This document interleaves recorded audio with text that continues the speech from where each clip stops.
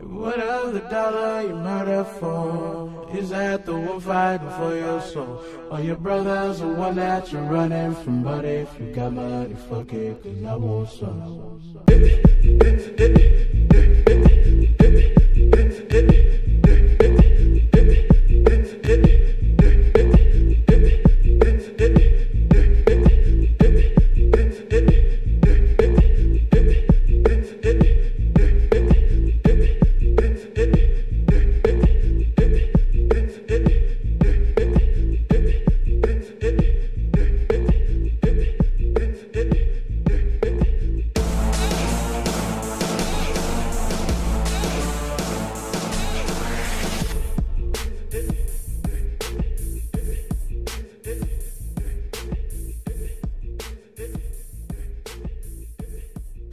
Wake the fuck up, America. How you doing? It's your boy RJ, and you are now listening to a very special PSA podcast. And I have the squad in the building with me today. So they're going to go ahead and introduce themselves. Hey, America. This is Michela, but you can call me Shayla. Hey, y'all. It's Krisha. All right, so this is the squad. From time to time, you'll hear them on the podcast coming through and giving us some opinions on what they think of, some of the stuff that we're going to be talking about. Today, we're just going to wing it. We don't have, like, a schedule planned. I do also have another person coming through, but he's right now doing some other stuff. So once he comes through, I'll see him and I'll introduce him to you guys, or he'll introduce himself, and, we'll continue the conversation. So what did you guys think of the fight last night? I think that it was whack. That was a waste of money. I was saying even last night, I would be mad if I spent all that money for that fight, and it ended out like that. Nobody got knocked out. There weren't no really big hits. There were a couple of oohs and ahs, but overall, I thought it was whack. And that was really the first boxing match that I saw and was hyped to see. And now it's like, I'm not gonna believe the hype next time.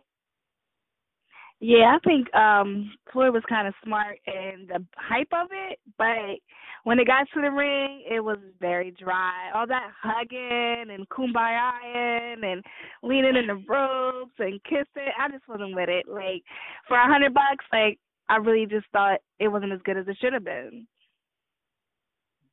I mean, I guess the hype was too much for it, but I mean, I thought it was a fight that I pictured that it was going to be was exactly what we see on the screen. Like, I didn't think nobody's going to knock anybody out. I mean, maybe Pacquiao, if he got a good punch, and it was a couple of punches there, he could have knocked Floyd out, and he didn't. Yeah. He didn't capitalize on that. He was giving him too much time.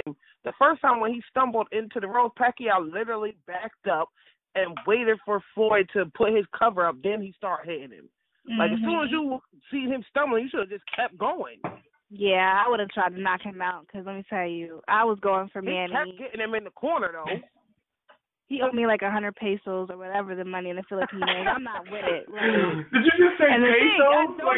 I donated to his family. Like, come on now, son. Did you say pesos? But the wife at the end was all praying, like, did he win? Like, now you know he didn't win, girl. I was going to say, he has a hard-looking wife. She looks manly in the face. Like, all that money, soften her up a little bit, please. Good Lord. That is wrong. That is so wrong right there. She looks manly in the face? That's fucked up. Yeah. Did you see her? She was looking mad, Did you see her? She looked like, no, you know who was mad? Floyd's dad. He's good though, and beat his ass. For real. Because, yeah. He ain't bigger than you. Better get up. I was like, you see, this is how black dads be for anything. That's how black dads be at baseball, soccer, basketball. It don't matter. They coaching you like, he ain't in there getting hit up in the face by Manny. Yeah, I mean, like I said, this is how I pictured the fight. Floyd is not a knockout artist, so I didn't expect Floyd to knock anybody out. Right. I never do when I watch a Floyd match. I never expect him to knock anybody out. But I was expecting Pacquiao to get the good shots that he got in and then capitalize on it. He never did. Right. Yeah, I feel like, I don't know if it was because of his injury or if he was just really like, he did not bring his A game. And I've seen Manny fight. He didn't. They said that was like the lowest hit he ever had. He did not, like, was he just like, I'm just here to get my money and not get fired? Like, what was he doing? You know why I'm here. Like, I'm just here to get my check. I honestly, I think Pacquiao seen the tapes of the other fighters who actually threw more punches to try to counteract what Floyd does, and it never works. Like, people throw more punches all the time. Like the last fight with Floyd and the other guy, I forgot the guy's name. He threw way more punches, but he still didn't connect. And I guess Pacquiao was looking at that like Pacquiao was looking at that going, you know, I don't want to be like those guys. I want to fight smart. But because the hits that did connect were some big hits, though. But. Right. Yeah. You know what was a better fight than that? That mom beating her son up in Baltimore. She was whooping his ass. That's fucked up. That fight was way better. I would have paid to see that. A couple more rounds of his Hold on. I don't know about this fight in Baltimore, so y'all got to go ahead and explain it. I didn't see this. I heard about it, but I didn't. Wait, what? Oh, man. So this boy thought he was going to be slick and be a part of the riot. So the mom sees him. Rolled up on him, yanked him out, beat his ass. boxing him, straight slapping him around and everything. She was all over the news after that. Yo, for real, I was like, they love to make people famous. These niggas was on the fucking View the next fucking day. Yeah, but a lot of people were saying that it was child abuse. But to me, that's my mom chastising me for trying to be involved in the wrong thing. So you say that how people were trying to kind of compare that to the one, whatever the Baltimore person's name is that beat his son. Like, oh, what he does in his childhood, she does on national TV, and it's getting praised. First of all, she was short as shit. Her son was mad bigger than her. He was grown looking, like he was at least in his teens.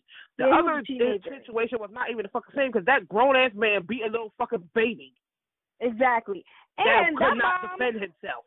That mom was beating her son to save his life. She wasn't just beating him to beat him. He was doing what he should not have been doing. I'm sorry, but I don't agree with how they were trying to bring that lady down because at the end of the day, in our community, it's going to be like that. We get chastised for things, and I haven't died. I got my ass whooped with everything. A flip-flop, whatever candy shoe. Whatever my mom see, a cup I remember she threw at me one time. They want to beat you, but they too lazy to go get the belt. Whatever's right there. Right. I ain't gonna half-ass a beating. Come on now. I mean, when you get disciplined, you're supposed to go all in. You know what I mean? I think it's child abuse when it's overboard. You know, right? Like Cat Williams said, don't beat your baby over no Skittles. You know, kids love Skittles. I love Skittles. I'm not gonna beat Lonnie because she wants some Skittles. I'm just gonna say no and keep it moving. Yeah, like it's just about how you deal with it. Like if you beat your child and don't explain to them why you're doing it, then that's you're just beating them up and they don't get it. They don't understand. But if you chastise them and explain to them why, then they know. Right. Yeah. So I didn't even know. Like I just heard about it, and I was like, what are everybody talking about? This lady beating up her son. And then when I heard that she was beating him up because he was trying to join the riots, I was like, you know what? Yeah, she should be praised because he seriously had riot gear on, all black, right, face cover. You about to go fuck some shit up for real. She said she seen him with a rock in his hand, so he was gonna throw that at a cop. Like, he could have got beat up by a cop. Yeah. Beat up? They were about to kill that nigga. Shit, they ain't playing around. They are on high alert down there. So, she did what she had to do. Like, at the end of the day, I'd rather you look at me wrong for chastising my child and they are alive than these moms out here that have to bury their child for no reason. And they keep bringing up that boy's past, but everybody has a past. And I mean, that shit kills me. Y'all slander the victim. Okay. You talking about Freddie Gray now? Yes, the victim. Freddie. They're bringing up his past. Oh, he was a drug dealer and all this. Okay, and that has what? So he deserved to die. So you telling me I deserve to die if I sold drugs? Like, come on. Yeah, well, I said that in my previous. Yeah, I said that in my Injustice podcast that I did. That who cares about his past? His past is his past. What did he do at that moment to be arrested? And from what I read into that. I was going to say, first of all, if you, like I said, everybody wants to ignore the facts. They prosecuted those cops because they illegally arrested him. They had no reason to be where he was at. They did not do their jobs by strapping him in the van. Like, it was all their fault. And, like, people keep saying it's a racism thing. It's not to me. Because there were 3 white and 3 black. It's a corrupt cop thing. That's who we as Americans are battling over, corrupt police officers. We are at war for real with the people that are supposed to protect and serve us, and it's sad and crazy. It really makes you think about, like, back in the day, like, overseas, we really are, like, kind of becoming a third world country. Like, we got the fucking military walking the regular fucking city streets and shit, shooting people and shit. Like, what the fuck is that? And I totally agree with you, because I know everybody's making this a race war, and it's not a race war. Everybody's getting their ass beat by the police. It's not just black people. Exactly, because you know what? White people out there getting fucked up by the police, too. Yep. Before that, I watched the news. Yeah, go ahead. Sorry, I didn't mean to cut you off. I was going to say, before that Freddie situation, I was just watching the news about a man in California, a white man, who was doing something, and the police beat him really bad, and his wife was on the news like they had no reason. Like, I'm not with that. White, black, Puerto Rican, Asian, I'm not with the police doing things that they shouldn't be to our citizens. Exactly. You swore to protect us and serve. You're not doing that. It's deeper than that, too, because it's like the cops, you can't disrespect the cops. And I'm not saying all cops are bad, because I've got cop friends that are awesome. Like, I was pulled over by a cop going to New York City, and we had a great conversation. He never threatened to beat me up. He didn't act hostile towards me. I didn't act hostile towards him. We had a great conversation. So it's not all cops, but majority of them are doing things they shouldn't be doing. Like you said, abusing their authority. Yeah, Freddie Gibbs wasn't doing anything for him to get arrested. Yeah, he ran. He shouldn't have ran. That was dumb on his part, but he ran. Okay, when they caught up to him and they searched him, they seen that all he had was a pocket knife and he had nothing. They were supposed to talk to him about running and then let him go. They was never supposed to. I was going to say, when has it been illegal to carry a pocket knife? The mayor even said that it's not illegal to carry a pocket knife. Yeah, it's not. I carry a knife all the time. You gonna tell me don't carry a knife? Why? Why can't I protect myself? I get licensed for a gun, but I can't carry a pocket knife. Are you kidding me? No, that's excuses.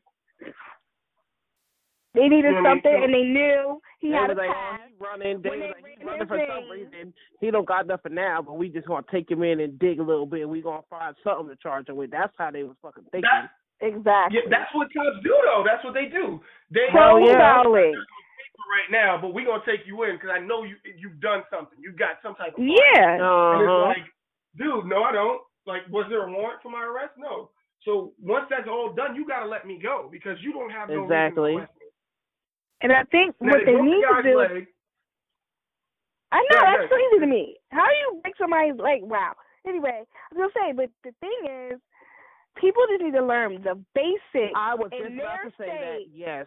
Of their rights. That's it. Learn your basic rights. What you have to say and do and don't. Exactly. Yes, because once you know that people don't know, so they be doing random shit they know they're not supposed to be doing. Exactly. And then you get a whack-ass public defender that's just like, oh, plead guilty and we'll plead you down, instead of going and fighting, and then the shit probably going to get thrown out because the cop did some misconduct during the fucking arrest.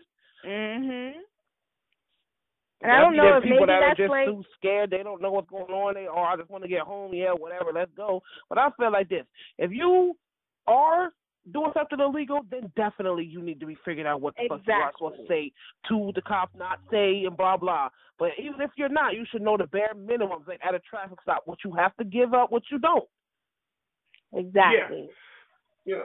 And some people, I'm not going to say people deserve to get their ass beat or deserve to get killed, but we also have to learn that, you can't talk to the police with attitudes. You can ask your questions without being all mouthy. You know what I mean? And sometimes people don't understand that and they don't get that. And what's going on in Baltimore, I think, is just crazy. It's okay to protest. It's one thing to protest. It's another to riot. Right. Rioting is not going to solve your problems. It's just going to make things worse.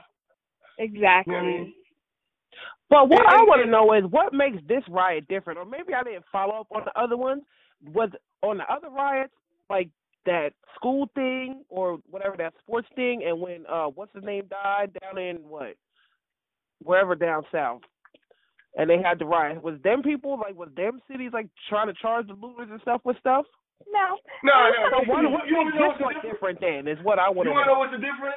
They burned down a fucking CVS, man. You can't be burning Honest down to God. Honest to God.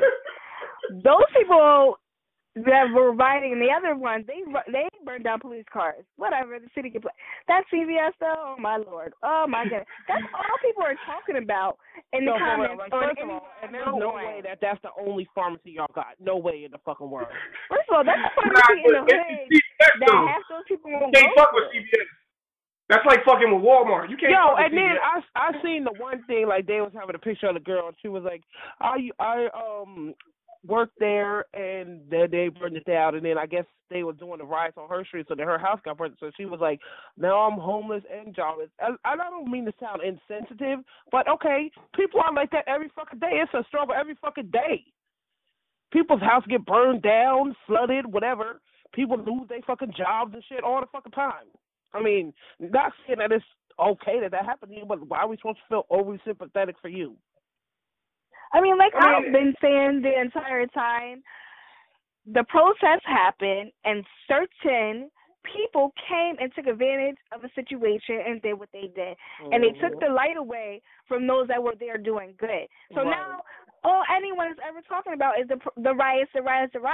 Why aren't you talking about the peaceful protesters? Why aren't we talking about the people that were at the stadium who were calling people niggers and nigger lovers and fighting with them over by the bars and all that?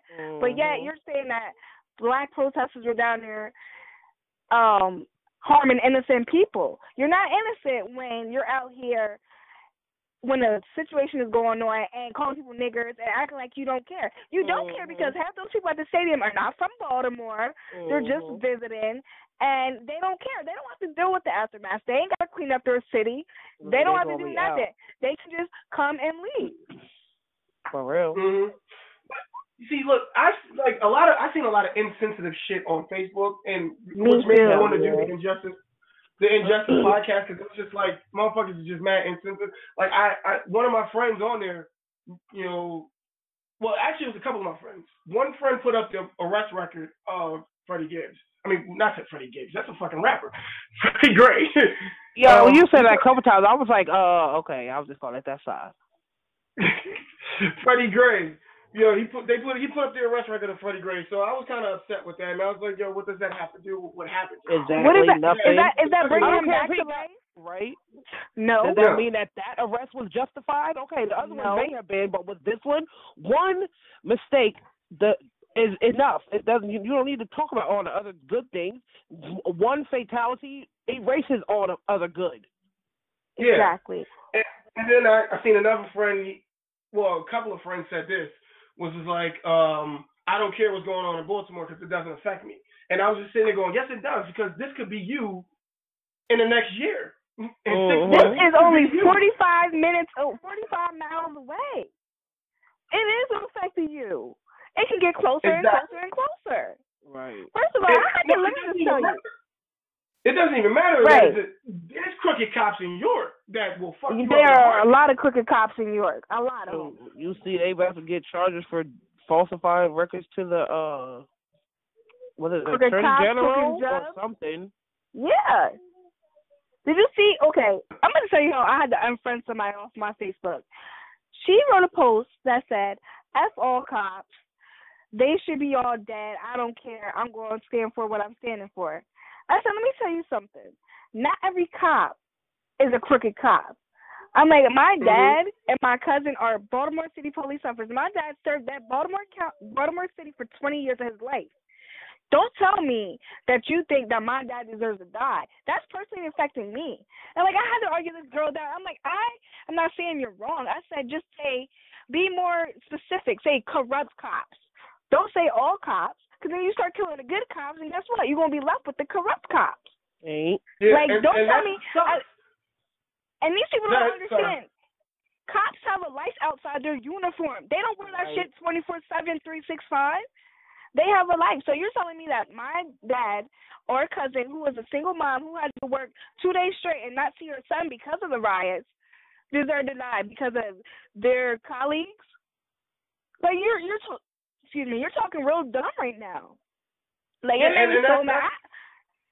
That is insensitive, and I unfriended her. I said, you know what? You don't have a thought in your brain. I had to let her go. And I told her, I'm deleting you.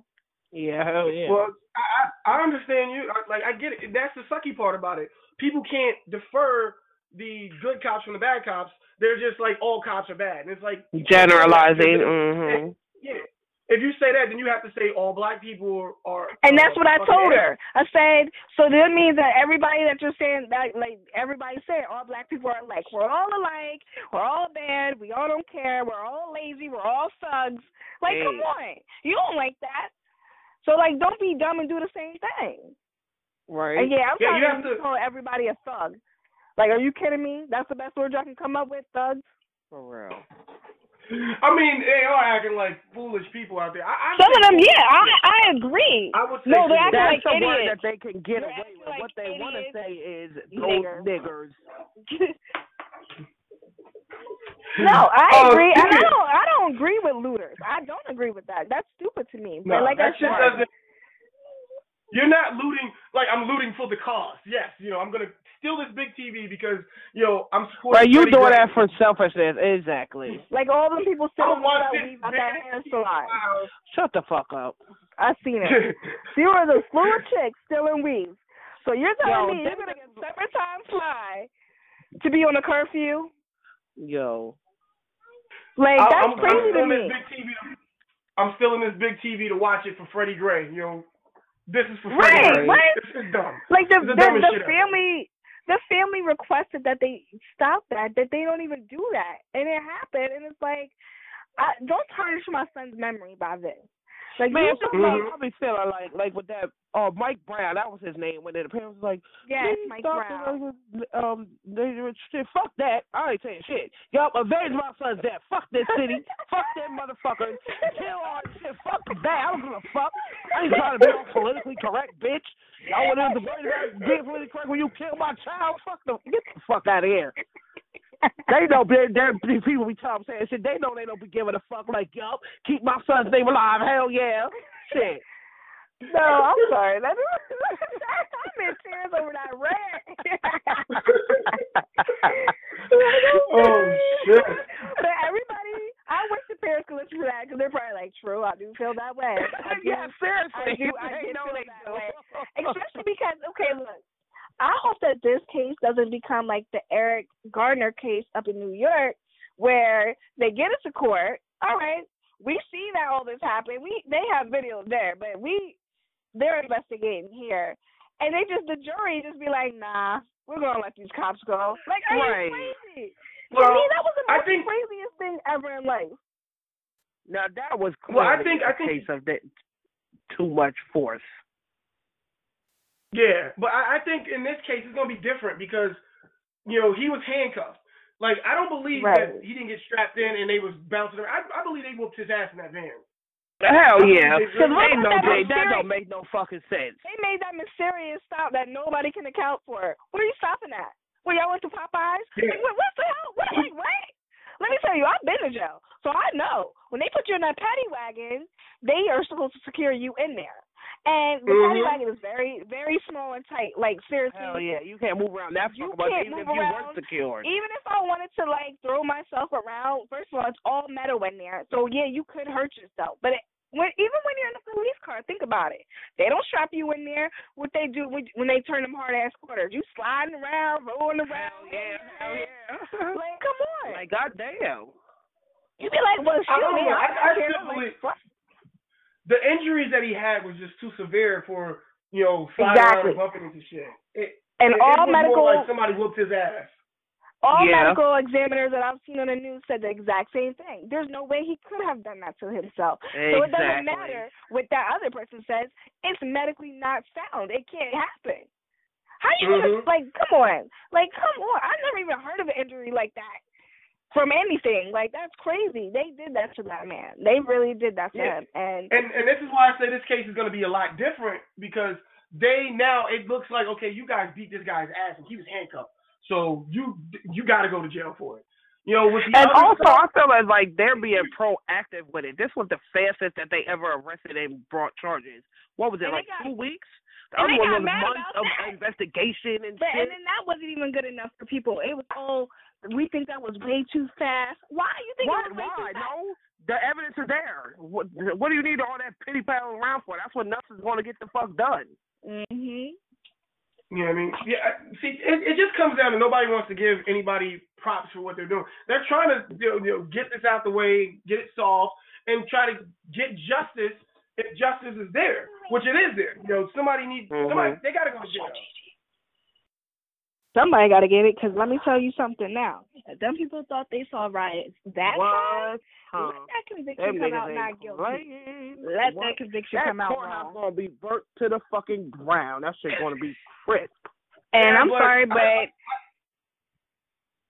I don't condone it, but I'm just saying, honestly, Baltimore, if you've been to Baltimore, you know the people in the city, you know that they've been dealing with it. If you look at the fact, this is an ongoing situation in Maryland. That's why people don't understand the frustration. You're not from Maryland. You don't have to deal with it. These people are living it. They understand that they have, like, mad money. I think a couple $2 billion they have to put out to people for abusing them and hurting them. Damn. So it's like, I don't. Baltimore though. It's an ongoing thing around the world though. It is. I understand that, but like people are like, well, I don't understand. This happens everywhere. It does, but it's like, okay, I get it. It does. Just like with the Mike Brown situation, there too, the police have been like crazy with the people there. But I'm just saying, like, in but then Baltimore, once it gets like televised and worldwide, then this the more attention the situation has, the better effort you have of getting something to change. People are being mad, like, oh, this happens every day in my hood. Okay, so start filming some shit. Send it to some fucking reporters. How you think that should be getting out? People be sending that shit the fuck out, and then somebody picks it up. You want to get noticed? Get that shit noticed. That no snitching rule is dead in 2015. You have to snitch. I'm sorry. You got to tell. Like, it has to happen. I don't even think it's about snitching, though. I think it's the way we protest. If we would protest smarter, and instead of just protest saying, okay, we want all black people to come together and stand up and say something about this, we need to get everybody involved in it. I made a perfect example of a great protest on the podcast I did with the Injustice podcast. I said, look, we get everybody at a certain time for 1 hour, and they don't say nothing. They just stand in their downtown area, wherever they live at. They go stand in their downtown area, and they wear shirts on that says "Stop Injustice," and they just stand there for 1 hour every day, and you constantly get everybody. Exactly. I think that'll be good. You get every state to fucking do that, and you have it coordinate the same, because it's different time zones in different states, so you have it coordinated at the right time. So at this exact time, for whatever state you're in, we're all standing out there. Like, if you get 1 billion people from different states. Hell yeah, and then all the news gonna be there. It's gonna be on every channel. All the news gonna be. That's showing progress. You're not out there riding. You're not even saying. Showing unity. All you're doing is holding hands, having a shirt on. That will speak volumes to the government, and the government would have to say, you know what, it's time for us to do something. And that's how you protest. You got to speak volumes when you protest. Right. And it has to be ongoing. You don't wait. Like, it died down after Mike Brown. Now it's picking back up with him. It's going to die down again. Why you got to wait for the tragedy to happen? Exactly. We should protest just because.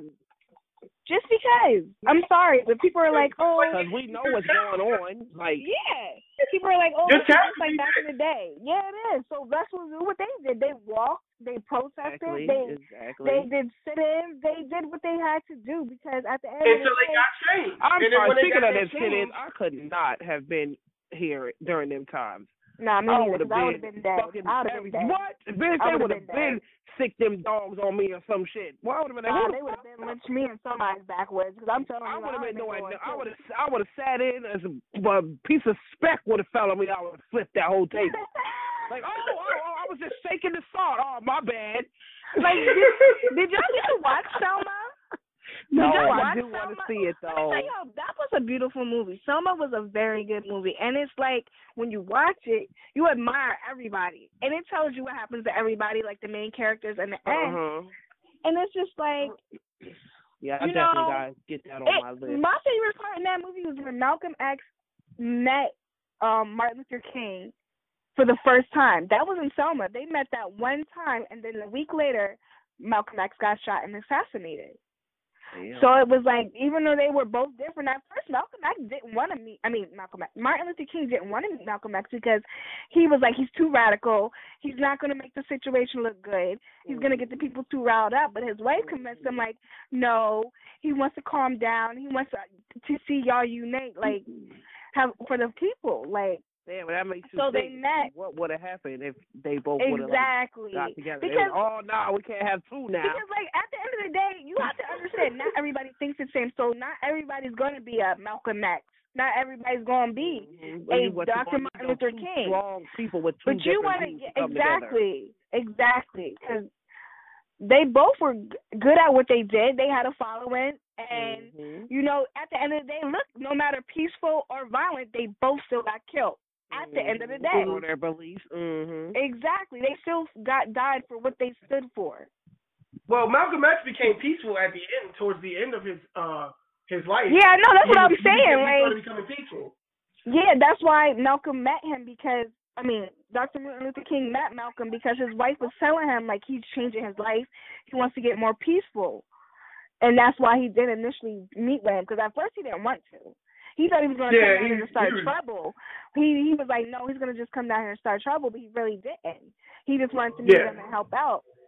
But, yeah, and it's like, you know, that's how it's going to be sometimes. But I feel like if we can all just come on one accord and stand up, because it's not going to change. I'm sorry. It's not. Like, it's still going to happen. It's still going to happen. It's still going to next summer, then summer before next. I don't even think next summer. I give it a couple of more months before we see somebody else dead. Yeah. That's just how things are out there now. Because, you know what, I'm sorry to say, but there's a lot of people out here who don't care. They don't care. They don't care about anything that's going on around them, be it a black person. Until it happens to them. Exactly. Until it happens to them, it's home. And it shouldn't be like that. Or one of their family members. In this world. Yeah, exactly. That's what I was trying to tell people. Like, yo, it doesn't matter it's happening out there. York could be the next one on the list because we have bad cops here. And they do harass us like it's nothing. Harass everybody. Didn't they just beat up somebody out here in York? Yeah. It's not like hasn't been on the news. They just whooped somebody's ass in York. You know, it can happen. It can happen. You know, so when people say, oh, I don't care about what's going on, It happens out here. I think that it's sad when people jump on the bandwagon and just say they're part of something but don't really understand what's going on or don't care that a change is made because that's not helping the situation either. No. You're just being a bandwagon. Oh, everybody doing it. Oh, let me post something up. Let me find a funny meme. And, like, okay, that's all fine and dandy, but then what you going to do about it? Nothing. Exactly. Right, so Go ahead. Let me ask you a question real quick. What do y'all think about the Black Lives Matter movement that's going on? I like it, but then I'm also against it because only time they actually come out and say Black Lives Matter is when like a cop kills black kids. Like they don't come out and say Black Lives Matter when black kids are killing black kids, and that kind of pisses me off. For no reason. It's like you're not saying nothing for when the black kids are killing black kids, you know? And why is it just Black Lives Matter if it's about police brutality? It should be all lives matter. Yeah, if that's the bigger issue, yeah, true. If it's all about police brutality and not about anything else, then it should be all lives matter. But if it's about black lives, then you need to also get involved on it when black kids are killing black kids. You should be out here protesting, saying, hey, you black kids, you got to stop killing each other. But I don't see them out here when they do that. I only see them out here when there's a white cop killing a black kid, and I think it's crazy to me. Like, you want people to take you serious, but we can't take you serious if it's about police brutality because you don't care when white cop kills a white kid. You don't care about that. But it's weird to me. I don't like it. I think it's you can't have it both ways. My take on the situation. My take on it is, I don't care about the Black Lives Matter hashtag or whatever, but at the end of the day, statistics speak. It's happening to us more than anywhere. Yeah. So, yes, in a sense, we can say that. Because when a white cop kills another kid, it's not getting the news, which is the truth, and it should be, as all killings should get the news. But It's hitting our community. It's hitting our home. We have the most men in jail. Black women are raising up sons with their men in jail or dead. We have to deal with that. Right. So when you're wondering, oh, well, why does my son act like that? He ain't got his dad. Well, no, because in 2015, you killed his dad. So now I have to raise a son on my own while working and being a mom. And sometimes things happen. People can't always be everywhere. Everybody's not going to get raised the same. So at the end of the day, it comes back to the community. And we have more recreational things, more mentors to help teach our kids, like the gang lifestyle is not the way or things like that, then we wouldn't have to worry about our kids being in the street killing each other because they're not growing up with they're not growing up with their dads, and we refer back to that. Like, it's a lot to deal with in our community that is being swept under the rug. People are not talking about the black women who are going to jail. There's a lot of black women who are unjustly going to jail. We're not yelling black women lives matter, are we? We're not getting the big protests that these men are getting shot down. We're not even talking about that. And it's like a lot of things that go. Like, black women have to be so strong and hold the black man down, but then we have to be able to still be ourselves. It's a lot of things that go on that I don't think people think about. I totally agree with that. I totally agree with that. It's a lot going on. You have to look at the bigger that is being swept under the rug. Yes, it is, because it's like, okay, well, why was he doing this? Well, because his mom was out working for 8 hours because she's a single mom and she has to do what she got to do. Where's his dad? Oh, he ran off. Oh, he's in jail. Or, like, you don't know. So it's like, me as a woman, I feel like I want to start something to help mentor young ladies because they have to grow up in a world where it's a bunch of men that are missing in their lives. They don't know how to love, so they're getting with these men and getting into things, and it's just like, we got to help each other out. It has to be a community thing. It can't just be like, oh, well, we can say our lives matter because guess what? All lives do matter. Anybody's life matters. A life is given to us, and it can be taken by anyone for anything. So crazy. Like, I totally agree with everything you're saying because it's all being swept under the rug because the media wants this race war. I don't know exactly. And I'm not feeding into that. I don't know why people feeding into the race war. And I keep the media telling people, wants the race war. What is the race war going to do? Like, you're not going to get. You know what it's going to do? It's not really about the war itself. It's about the fact that if the government sees us not all unionized together like we're supposed to, they can get away with a lot more shit. So now they're going to have to Yeah, that is true. Because at the end of the day, race war going on. That's all we're worried about, not worrying about the back end of education. Like, I feel like we need to get back, like, back in the day. And I mean, like, back in the day when people were growing up and we had our own schools, we had our own colleges, we had our own scholarships because we had to have that. We were not allowed to go to white schools. We were not allowed. We have to get back into that mentality because at the end of the day, even though it's not like that physically, it still is. Yeah, I've always said this, and I'm going to do an episode on this, so I'm not going to go too much in detail of this, that black people are not unionized, and they should be. And that's a big problem. We're the, you know, I hear a lot of white folks are holding us down, but no, it's more black people holding black people down because we're not unionized. You know what I mean? And exactly. It's sad to say that. And I'm pro-black all day, but we're too busy hating on each other. Like exactly. When foreign people come to this country, guess what? They come to their community. If Asian person was to come to the States and they move to anywhere in the United States, they'll go to the little Asian community where they all live at, maybe find a friend, a family member, stay with them, help them get on their feet. Now that person is doing something, and then the next person that comes, they're going to help them because it's a cycle. We have to help each other out. And that's we don't. Why and that's I personally, big problem. I buy black owned. If I can and I can find it, of course I'm going to buy black owned. No, I'm not saying I don't want to support a white person. No, that's not true. I support small business before I do anything else. But it's the principle of, well, would this person help me do this or that? It's a yes or no. But why wouldn't you help out someone else in your community that you see is trying to do good, so then when you want to go back to that store next year, it's still there? Yeah. How many black-owned businesses do we have in York? Like, one. Exactly. And I mean successful. Successful is what you talking about? I'm talking about the hub. He don't even exactly. That's what I said. But that's what I'm saying. I knew exactly which one. The hub has been there for years, and Willie is a businessman, and he's doing what he has to do. And there's other black businesses that have tried to open, but guess what? If you don't support, look. Only time we support black businesses. Only time we support black businesses if they knew how to run their business. And that's another thing. If they're selling clothes.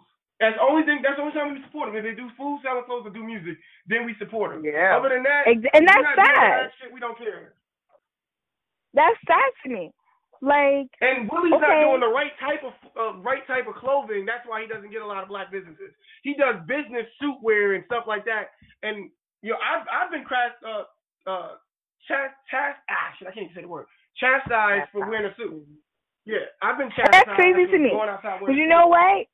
Because these people are not used to, if you are living a certain type of way, they're going to think, oh, well, he thinks he's better than me. He's wearing a suit.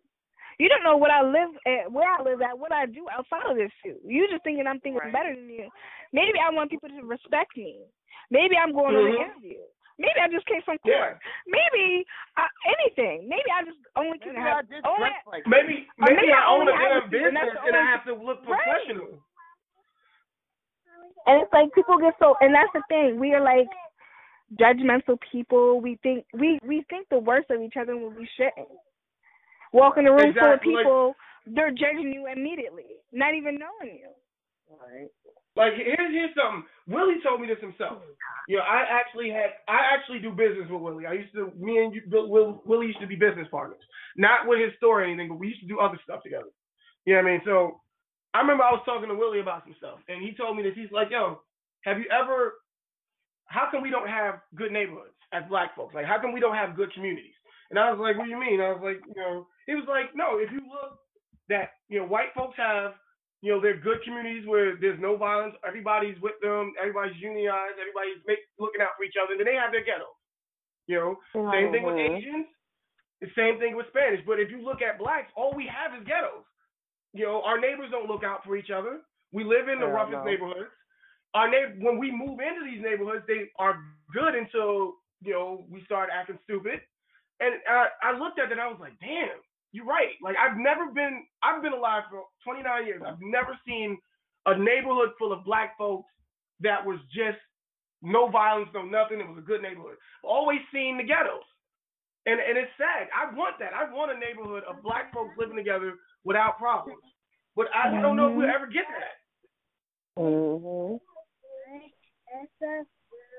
That's very true, though. Yeah, and it sucks that it's true.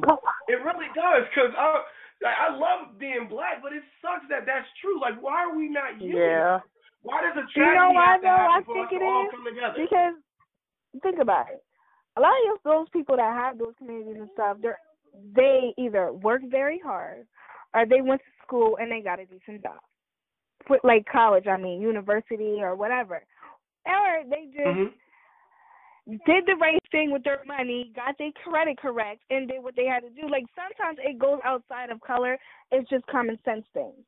You want more money? Get a better job. You want a better job? Maybe you should get an education. Oh, you can afford that education? Guess what? That's why they have FAFSA. Get on that. Get a student loan. Keep your bills paid. You can have good credit. You can get that car, that house, everything that you want. We can have everything that the white person has. I'm sorry. We can. Just like they got it, we did. This poor white people. Like, you can't blame everything on color. It's common sense. You have to go out and you're right. You have to go out and what you want. And some people, they can't see past their circumstances at that. Yeah. I'm very against the let's blame the white man for everything. I hate that fucking shit. I really do. Like, I'm like, no, some people do. This is not the 50s and 60s. The white man is not holding us down anymore. We're holding ourselves down by thinking that mentality of I can't make it because I'm not white. Like, yes, there is a such thing as white privilege, but it ain't what you think it is. White privilege is fucking, what it is. I said it in. I got an episode up of what white privilege is and talking about white privilege, but it's not. Chris Rock said it the best. it's. You made grandmama a picture? Right. You made grandmama a picture? You made grandmama a picture? You made grandmama a picture. Oh, I'm sorry. I thought I put my phone on mute. Oh, snap. You made grandma a picture? I meant to put my phone on mute. I was talking to Lonnie. It's all good. It's all good. I hate y'all for that. Anyway, No, edit that out. Seriously. I can't edit that out, dude. Like, it's already on the recording. We'll just laugh at that. Oh, my Lord. Yo, people, you're going to be known as you made grandma a picture. Yeah, Lonnie made her grandma a picture for Mother's Day. Aww. I hope everybody listening does something nice for their mamas. Nice segue right there. Nice. I know, I'm just saying. For real. Nice little transition right there. Man. Get a little flower from Giant, or pick a lily out the yard. Take her out to eat. I don't know. I want to go out to eat. You should do something nice for your mom this year for Mother's Day, people. You know. But back to what I was saying. White privilege is more like they don't have to work as hard as we have to. But I look at it like you should appreciate that, dude. More so, because if you got to work 10 times harder than a person that don't really have to work as hard as you did, you're gonna be more appreciative of what you got. You know exactly. Like, I'm not saying white folks don't have to work hard. You know, and not only that, it's not even just every white person. Because if you look a certain way and you're white, you got to work just as hard as everybody else. You know, it really depends on how you look to get it easy. You know what I mean? And white women have to work just as hard as everybody else. Heck yeah, women in general. We still women get paid less than men, but I don't want to talk about that. That's a whole nother rant. I'm telling you. Like, let's change the subject. This is getting a little hectic here. Let's go ahead and change the subject to something more fun and hilarious. Yes. More fun and hilarious. Valentine's Day, even though it's past, and I want to do an episode on Valentine's Day.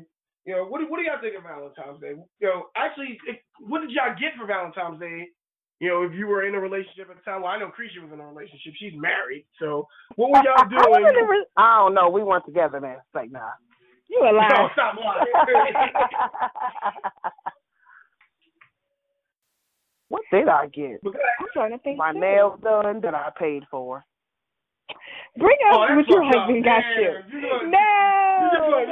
gonna just put him out there like that, though? Damn sure did on the internet. Damn. You were just trying to think, what the fuck did we really didn't do nothing? Stayed in the house, got drunk, watched TV. I personally, that is true. Doing that night or some shit. It was raining like cats and dogs that day. Yeah. So what do you guys think?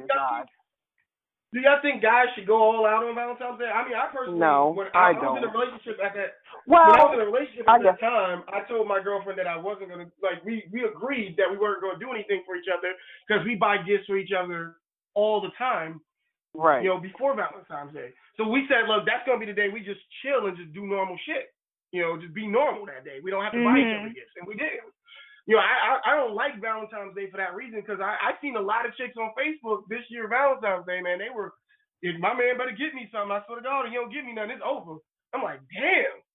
I think Valentine's Day is for suckers. And yes, I was in a relationship at the time, so I'm not bitter by saying that. I hate Valentine's Day, so my boyfriend knew not to get me nothing, or I was gonna flip out on him because I feel like it's a waste of money, and I feel like he shows me he loves me all the time, so I'm not gonna take up this one little day and make a big deal out of nothing. Like, honestly, it's just not that hype to me. Like, maybe people, that's their only day to get a real good, genuine couples night. I don't know, but I just feel like if you gotta go out and buy all these chocolates and balloons and teddy bears just to prove your love, then you really got an issue. I don't know. Sometimes I feel like you said, do I feel like you need to get a gift? And I'm saying no, because I've been with my husband for 7 years now, so now it's just yeah, whatever. We buy each other stuff all the time. But on the same token, I still feel like that is a day where you know that everybody's celebrating love. So why wouldn't you want to join on the celebration? Not necessarily that you gotta blunder your partner with gifts, but if that's your thing, then that's what y'all do. And then like you said, what if I just got with this person like in like January or something? Do I got to get them something? Like, no, you fill out the relationship and do whatever you have to do. But I feel like that the people that are like, oh, if you don't give me nothing, you don't love me, then that's sad. Right, that is sad. And it's that part is dumb. Like I said, I don't want my boyfriend to go out and buy me nothing, but we did spend time together. We actually chilled. We did we did loving things, but to be really like mad crazy about it, like, oh my God, Valentine's Day is coming up. Oh my gosh, like mark your calendar. Like, no. Right. To me, that was just another day that me and my boyfriend showing affection for each other. I didn't want him to go spend our extra money on some dumb like flowers that's gonna die, and he can take me out to eat, or but chocolate, that's my favorite. Like chocolates now. Yeah, I love chocolate, so give me chocolate. But like, I use that day actually to show like my mom. Hold up. Why is Portia in a wedding dress on this bitch? Is she serious? Portia, we are alive. We talking about her being in a white dress? What is going on? Who's in a white dress? On the Real Housewives of Atlanta reunion. Like, they really okay. Yeah, they always wearing them. And that fake old Beyonce dress that Kim got on, but we won't talk about it. No.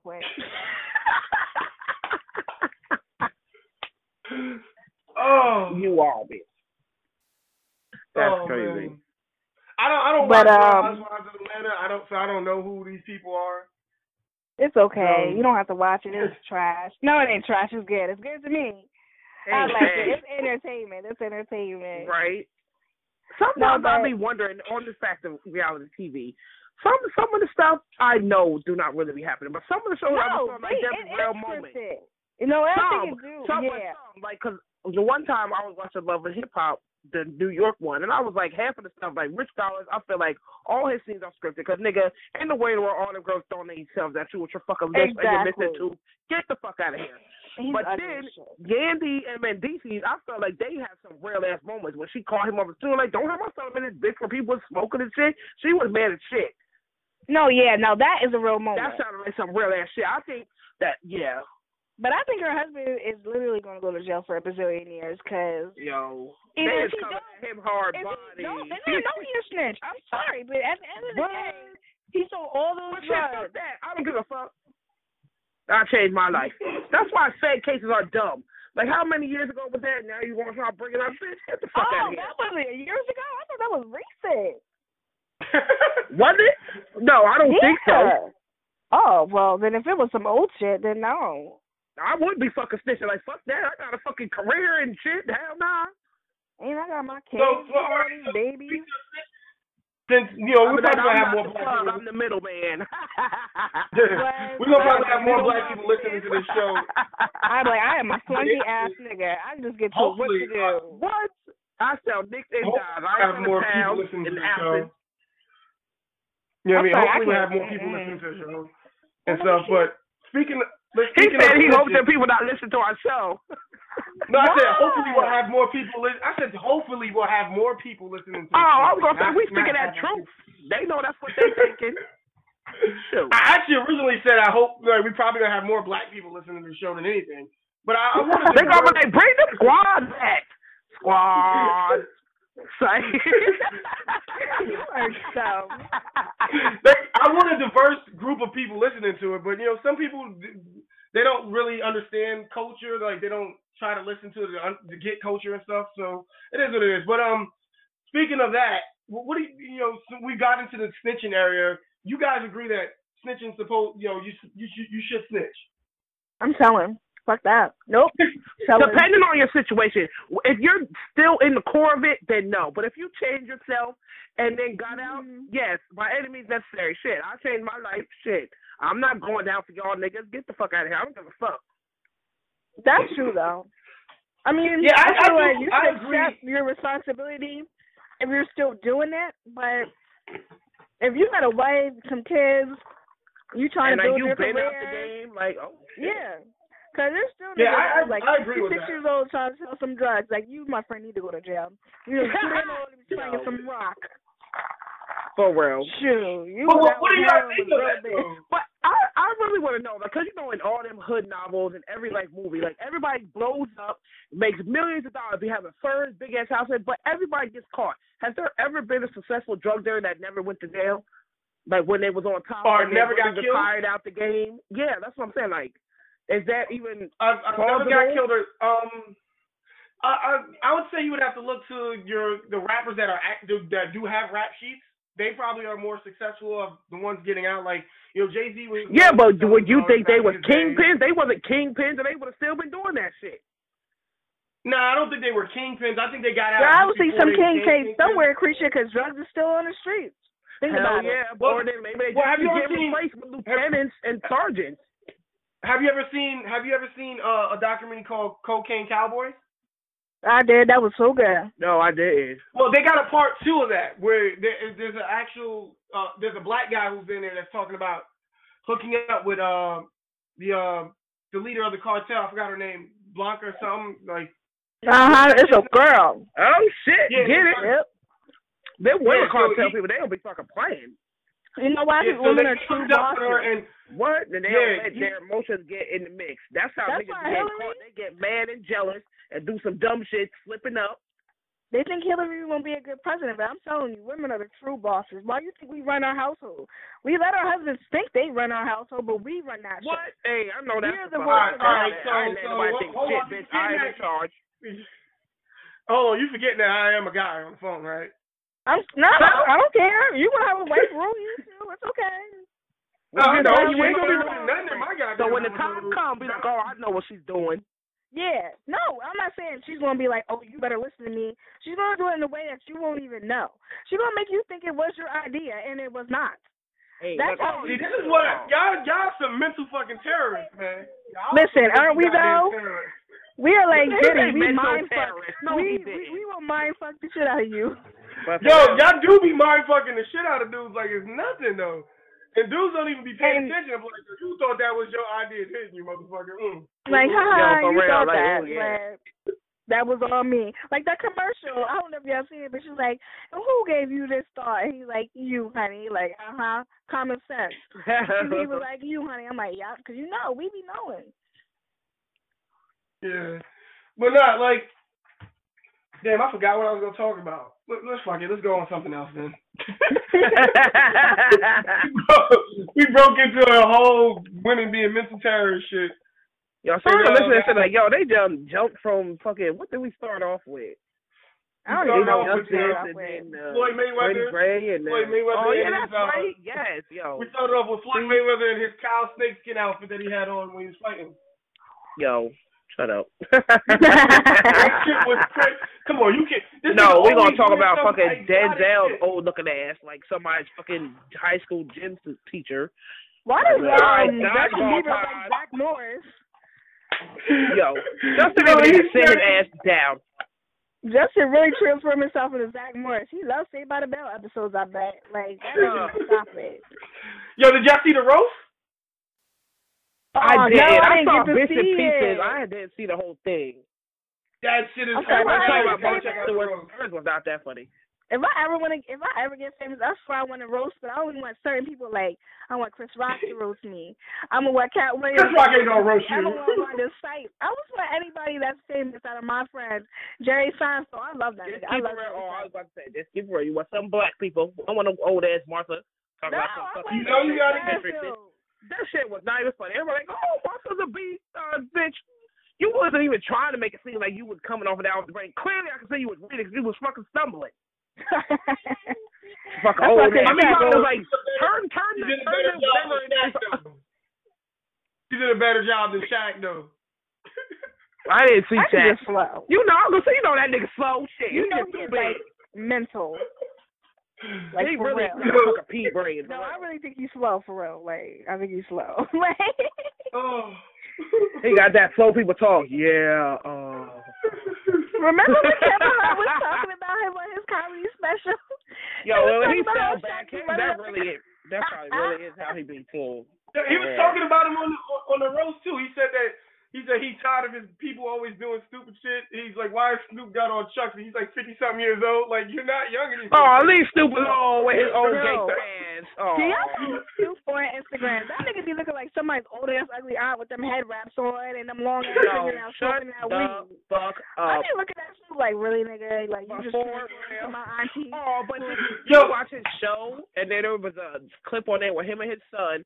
His son was playing football, and like then he won or did something special, and then Snoop came down and gave him a dap, and then walked away. And then like those side commentaries, he was like, "Yeah, I don't do all that lovey-dovey stuff. He getting too old for that. That's what he got his mom here for. I'm just here to give him a dap." And that's why. And then the son was on the side like, "Yeah, my dad doesn't really hug me and stuff anymore." That's sad. Like that is sad. That is sad. And that's why his son, Corday, I think that's his name. Well, the son that you're talking about is with a grown-ass white woman with a little baby now because you didn't love him enough to keep him from a predator like that. Like, I'm sorry, but I would never. You called her a predator? I tell my son I love him all the time. Like, I'm thinking back to my childhood. Like, I don't think my mom really shows affection like that either. But I don't know. That's sad to me because my person thinks that what? Well, I'm about to say, you called his girlfriend a predator? Yeah, because she's mad old. Like, yo, have you seen the girlfriend? She's old as shit, like in her 40s. What do you know that young boy? He's a teenager. He's young. He's like probably 19, 20. He's young. He's legal. So what I was going to say is I'm satisfied with my daughter, and it's probably weird to people because my boyfriend said on occasion it's weird how we act, but I know how I felt as a child, and I know how I wanted to be loved. So everything that I felt and wanted, I give to my daughter. I tell her I love her every day. I kiss her, I hug her, I hold her.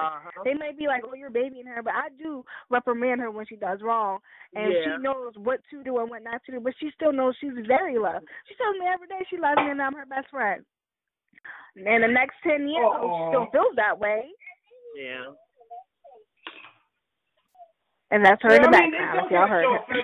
It's one thing to show affection, it's another to be, to blatantly, baby somebody. Yeah.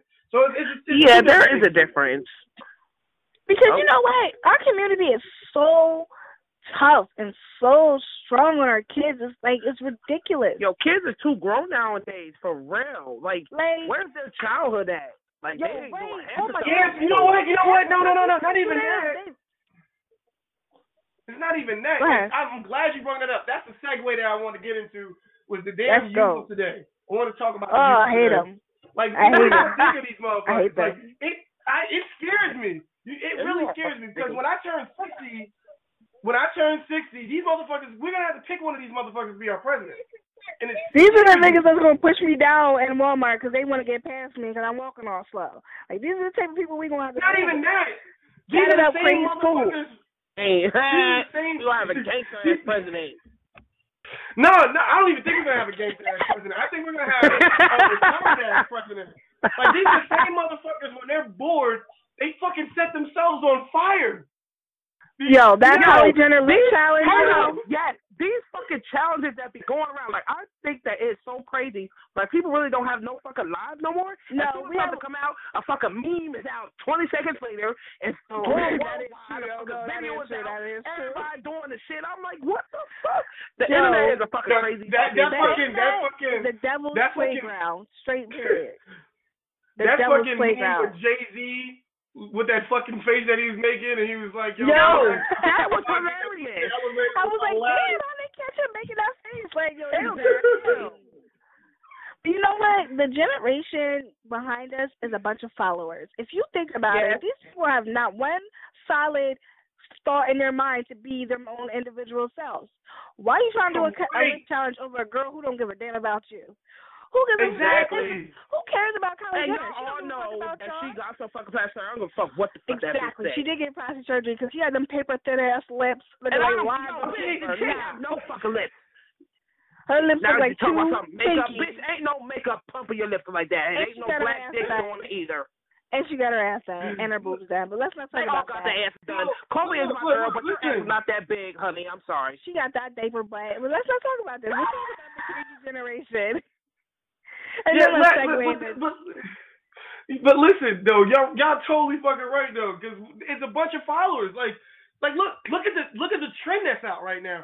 Look at the ass trend, the big ass trend. No, right not the there. big ass trend, but just how the kids are dressing nowadays. I was clowning this kid. Ew, yeah. Like, he had a fucking high top fade, and he had like. Oh yeah. And he had check this out. He had fucking brown fucking spray paint. Remember when back in the 80s when they used to put the spray paint in your hair to make it gold? Yeah. They're bringing that all back. This motherfucker had that shit. Hell yeah. He had that They're shit. bringing that Dude, all y'all back. bringing the 80s back, and y'all don't know nothing about the 80s. Yo, Y'all bringing the 80s back. If they knew about the 80s, they wouldn't act the way they acted, because in the 80s they were acting like that, but they was being about stuff too. Like, they were standing their ground for everything that was going on around that time, especially because war on drugs was really bad back then, and they had to deal with a lot more of their friends dying, family members dying, parents on crack, parents just leaving it. And don't forget about the gangs. The gangs was big back then. The gangs was big back then. Like, they couldn't even deal with that generation. Like, what? I'm saying, like, I'll be watching, like documentaries. I'm like, these people think they fucking gangsters. Like, y'all ain't shit. Y'all ain't doing shit. Y'all doing pussy ass shit. Running up trying to shoot somebody, spraying mad bullets and not even hitting the pussy. You hit, bitch. Right. Get the fuck out of here. You a fucking thug. Go up to somebody, shoot them once, and be done. You gotta get some target practice out this motherfucker. Not just spraying, holding my guns inside, thinking I'm looking cute, bitch. That's a waste of the fucking bullets. Then you gonna hit somebody that you don't want to fucking hit, and then you gonna be sitting there looking fucking dumb in the face. Exactly. Right, and I don't even think they even jump into the gang no more. Ain't you supposed to be jumped in by like 30 niggas? It's like, oh, you chilling with us a couple times, you in, nigga. Yo, right? You're supposed to earn that. They took it back to the Warriors. We're not going to advertise gang warfare. Yeah, I'm not at all. Nope, not doing it. We're just making a point, people, that back in the days was a lot tougher than it is now. Hell yeah. And that's the thing. It was a lot tougher. People had a backbone. Now, if I slapped Leilani in public, I did that. Lonnie was acting a crazy fool. I popped her, and somebody was looking at me. And I was like, do you need me to slap you too? Like, what are you looking at me on my account for? The fuck is wrong with you? It's all about the pussification of America. That's what it is. I heard this word from another podcast. Yes. The pussification of America. It's like we all got to be nice to each other. We can't have our own. We can't form our own. We got to kumbaya, hug, and kiss. Nah, son, it ain't that. And that's okay. I get it. I get why we have to be nice. I get it. But I shouldn't have to like somebody because I have to. If I don't want to like you, I don't have to like you. What happened to I don't like you, so I don't fuck with you? Like, I'm over. Because everybody wants to be tiptoeing around everybody, and nobody wants to take responsibility for themselves. Shush. You know what I mean? Like, we don't even have that no more. We don't have that. I don't fuck with you because I don't like what you. You go over there, I'm gonna be over here. It's all good. You know what I mean? We don't even have that shit no more. We too busy. We gotta all love each other. Like the fucking. I don't understand bullying. Me? Oh my God. Oh Lord. Oh my Lord. I'm sorry. I'm gonna get off that. This is a topic that I cannot take. When I was coming up, I was bullied. You know what I mean? And I know what it was. I know how I felt about it. I know what it was like. To me, bullying was when a kid came up to you and said, yo, give me your lunch money or I'm going to kick your ass. Or, yo, do this or I'm going to kick your ass. No. Yo, it was some type of physical threat going on there, and you had to make a choice. Was you going to get your ass kicked or was you just going to do what he said? You know, it wasn't teasing. Teasing was just teasing back then. If someone cracked a joke on you, you had to be witty enough to crack a joke back. Or you just had to take it. You know, nowadays, if I say, like, if a kid says you're ugly, that's bullying, and that's not the same. That's an opinion. What happened to us having opinions on each other? Yeah. Like, that kid has the right to say that kid is ugly because we live in that this type of America. If that kid want to say, hey, I think you're ugly, that's his right. What happened to self-worth? Like, I believe I'm not ugly, so I don't care what you think. Mm-hmm. We're not even teaching our kids self-worth no more. We're teaching our kids everybody's got to like you, and if they don't like you, there's something wrong with them. Right. No, it's what happened to, hey, you like you, and that's all that matters. Right. And be friends with the people that like you. Exactly. Yeah. Like, I tell Lonnie all the time. She's 4 years old, and she's in daycare. Well, she's like, oh, well, some of her friends don't want to play with her. I said, but guess what, Lonnie? You have other little friends that you can play with. Don't worry about the people who don't want to be around you. You know, it doesn't matter. Kids are taught things, And maybe they were just taught, don't play with this type of girl or don't do that. I'm not saying it's that, but I'm just saying, like, in general, I told her, don't be sad about it. Don't cry. Play with somebody else. Like, they're instilling that in her young because at the end of the day, everybody's not going to like you. You're not going to be everyone's cup of tea. I know I'm not. I know there's people that don't like me. But guess what? Who cares? I'm not going to die. I'm not going to miss out on anything because you don't like me. Exactly. We're not teaching our kids that no more. The whole situation with bullying that I just cannot take is, number one, being that my sister has been bullied constantly since she's been out of elementary school, these schools need to implement no tolerance all across the board. And it's not going that way. Some of these schools are having no tolerance only if it happens at school. But what about these kids that are coming home to text messages, Facebook messages, MySpace things? Oh, wait, MySpace? Wait, no, not MySpace. Please. I really got lost in MySpace. like they're coming home to people that hate you. I did, because I had a MySpace. Like, I'm old. We're old. Yeah, MySpace is back in our days, yo. Facebook is the new shit now. Facebook, they're coming home and to fucking these all other messages shit from their peers, and it's like, what do you expect them to do? They're trying to defend themselves, and they're getting ganged up because what? Honestly, I think when it comes to like situations like that, I think, you know, we have to teach our kids to ignore kids in their hurtful ways, because, you know, kids don't know better. Like when kids are at that age, you know what I mean? Like, I'm not saying in their teenage years they know better then, but I'm saying like, they do know better. Age, they don't really know what they're saying. You know, they hear their mom say that shit, so they think, okay, if I say it, exactly. So you gotta teach your kids at a young age. Look, these kids are gonna say some hurtful shit to you, and it's gonna hurt you. But you gotta learn to like move away from them. If they continue saying hurtful things, okay, get them off your Facebook. And then if your friend comes around telling you what they say, hey, look, I don't want to hear what they say because I don't care about that. You're my friend. You shouldn't tell me what they say. Yeah, I mean, we gotta teach our kids that stuff. And the schools should be implementing that as well. Right. The schools are not implementing that. The schools, they're not. The schools are my sister's school wasn't shit. They did not do anything when she was getting bullied. They didn't care. Oh, we'll talk to the kids. We'll talk to them kids. Did nothing but make it worse. Talk to the parents. Yeah, exactly. First of all, don't even involve a child in an adult situation. Yeah, they're being child, and we understood it. But if I'm coming to you as an adult, we're going to handle this like adults. I don't want to talk to no child. Yeah. Because, see, I might slap a child. I'm crazy. That's just me. But, like, as an adult, you need to... And I hate these parents that come around and be like, oh, well, my child wouldn't do that. Well, apparently they would. So either you're the problem, which you must be because you really not sitting here taking criticism about what someone's saying about your child. Right. If when Lonnie does things bad, I don't be like, oh, Lonnie wouldn't do that. Hey. She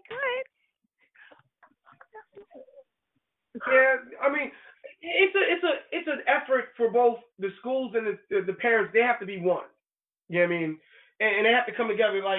Like for instance, my little brother, he goes to Devers, you know. And for those who don't know where Devers is in York, PA. But he goes to this school called Devers, and while he's in Devers, he chills with his friends. He does stuff that he's not supposed to do. And for one semester, he didn't do his homework. He wasn't doing his homework on time. So I told the teachers, I said, look, email me when he doesn't do his homework, and I'll get on him doing his homework. But I also said, if he's not doing his homework and you want him to do his homework, you have to punish him. I can't keep punishing him for stuff he's not doing in your school. Because if he comes home and he shows me a paper stating this is the homework he got, and I see him do it, and he takes it back to school, and you call me and tell me he didn't do his homework, well, how am I supposed to know that's not the homework he didn't do? Like, I don't know all that stuff. So you guys, if he's not doing his homework, you can do one or two things. You can either put him in detention and make him do the homework, or you can fail him because he's not following rules. He's old enough to know if he's not doing his homework on time when he's supposed to do it, that this is the consequences of your actions. And he has to learn those consequences.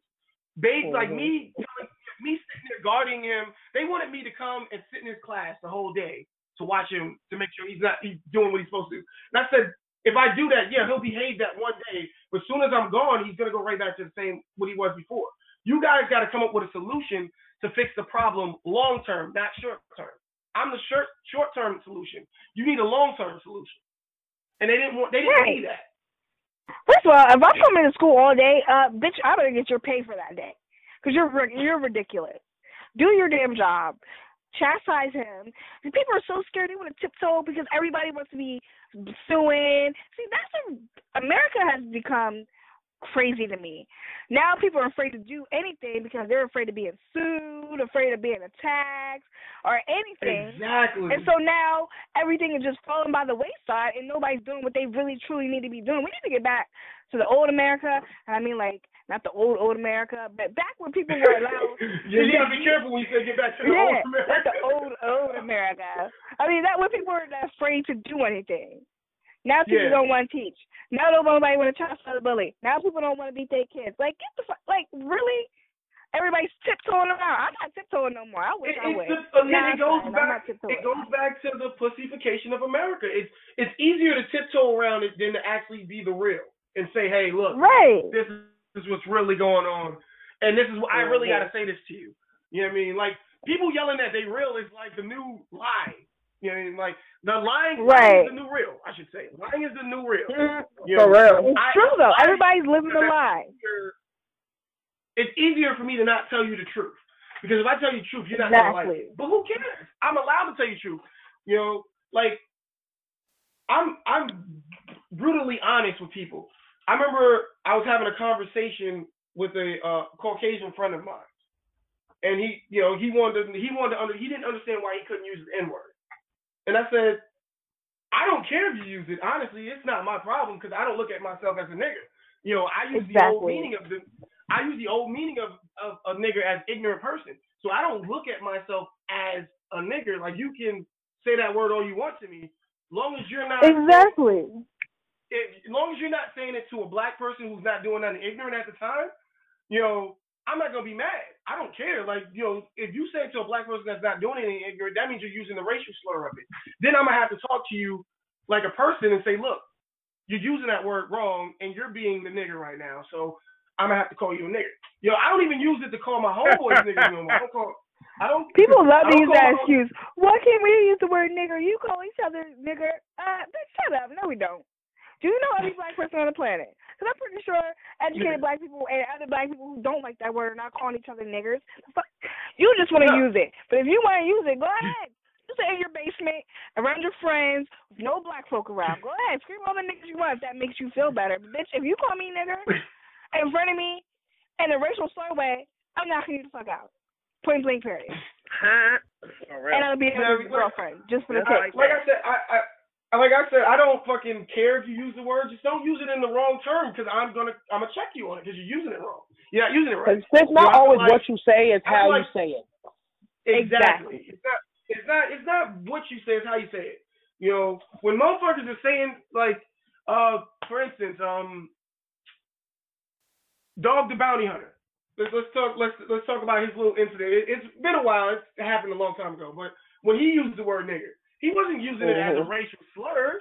He was saying we say that word a lot, so bringing a black woman around here and we say that word a lot, it might offend her. And I don't. Wait. Exactly. When a whole bunch of white people, what? But even though I do still watch that show, but I see sometimes how they would try to do a little bit of slick racist shit. Because the one time they captured the one dude, okay, in the picture, you know, your mugshot, he looked all wild and crazy like a savage, like hair unkept. He had some long hair. You know, the Hawaiian people have that long hair. Like James Brown in his photos, okay. It was a man like long and like this bouffant. So they went to the house. Boy was like sleeping or just waking up or something. Has his hair in a ponytail. They come in like, oh, what's your name? Blah, blah, blah. He identifies. Okay, you're under arrest, blah, blah, blah. All right, get up, get some shoes on. This bitch gonna fucking take his ponytail and like flap his hair around. I thought that right there was trying to make him. That was ignorant to me. Like, why would you take his hair out to fuck a ponytail so that he could walk out looking all fucking crazy? Like, get the fuck out of here, trying to make him out to be something that he wasn't. If it was really that bad of a fucking crime, you wouldn't have bailed him out in the first fucking place. So get the fuck out of here. They want him to be the animal that he is. Yes, I saw that, and I was like, yo, that was fucking crazy. They probably don't think nobody was going to fucking pick up on that shit. See, sometimes people try to make it seem like you be looking too deep into something, but no, I'm looking at it for what it is. Yes. I'm not going to ignore the truth. Yeah, I'm not going to defend him and say he's not racist. I'm just going to say at that moment when he was using that word, he wasn't using it in a racial slur. He was just making a point. But he got his show cut off. And, you know, I don't think we should punish, you know, what does his show like? I don't think the context of what leaked was the problem. I think the context was about what are y'all saying that word for? Yeah, but that's where it blew out of proportion. At the end of the day, who cares what they do in their personal life? If they're not saying it on the air, everybody, if you're a celebrity and you got to live with that, but we shouldn't though. We shouldn't, which is true. But I mean, that's their personal life. Like the Ray Rice situation, even though it has most of their personal lives be on TV now, so it's like, can you really say that's my personal life? Well, I would say the reality stars, yeah, their personal lives is on TV all the time. That's so good. Right. But the Ray Rice situation, where he knocked Shorty out in the elevator, which I'm not promoting domestic violence. I have to fucking say this. I'm not promoting domestic violence, but that shit was hilarious. Let me tell you about that situation. It was. Let me tell you how I felt about that. But if it was a dude and he got knocked out in the elevator, I probably still would have laughed. Like it's just. If it was a dude, I'd cry. Like when Jay-Z and somebody getting knocked out. At the end of the day, that was the same situation, but one was a male and one was a female. Like everybody thought it was funny when it happened to Jay-Z, but when a girl who was his wife, he did it too. Oh my God, he's an animal. He's a pig. He's disgusting. But you fail to realize that my main factor, and I do not condone domestic violence at all. So please, I don't want to hear no hate on that, no hate mail or whatever or comments. Mm-hmm. But people only treat you how you let them. She has been with this man, and this is not the first time he's put her hands on her. Exactly. They both have had a wild past of putting their hands on each other. And my mom taught me, and I'm teaching my daughter, you can't fight a man. Don't put your hands on a man. Mm-hmm. You're not going to sit there and beat a man up. I'm sorry. Women were not made to think that they're bigger and stronger than men. Should you let a man sit there and beat you up? No. If you have to fight for your life, then fight for your life. But if you're mad and you just haul off and slap him, well, he deserves to slap your ass back because you felt as though you was on the same playing field. There's other ways to go about being mad. Argue. Walk away from the situation. Plan an idea to burn him with something later, or like steal his money, or something devious like that. Like, you slapped me, cool. You slapped me. So when you wake up and I'm going, I took all the money out your account. I don't know what happened. Destroy our house. I don't know what happened. That's probably how it really should go, but fuck that. I'm fucking you up. Like I said, you one time. I don't but my thing is, exactly. But it happened one time. This is the second and third time. She obviously wanted to stay. Like, I hate people being like, oh, I would never. No, you ain't ever going to let a man hit you. But if you choose to stay, and that's what you're telling him that you like. You're condoning that violence. You're telling him, you hit me. Okay, I understand you hit me. You apologize. I accepted your apology. So if it happens again for the second time, and he does it, what you going to do then?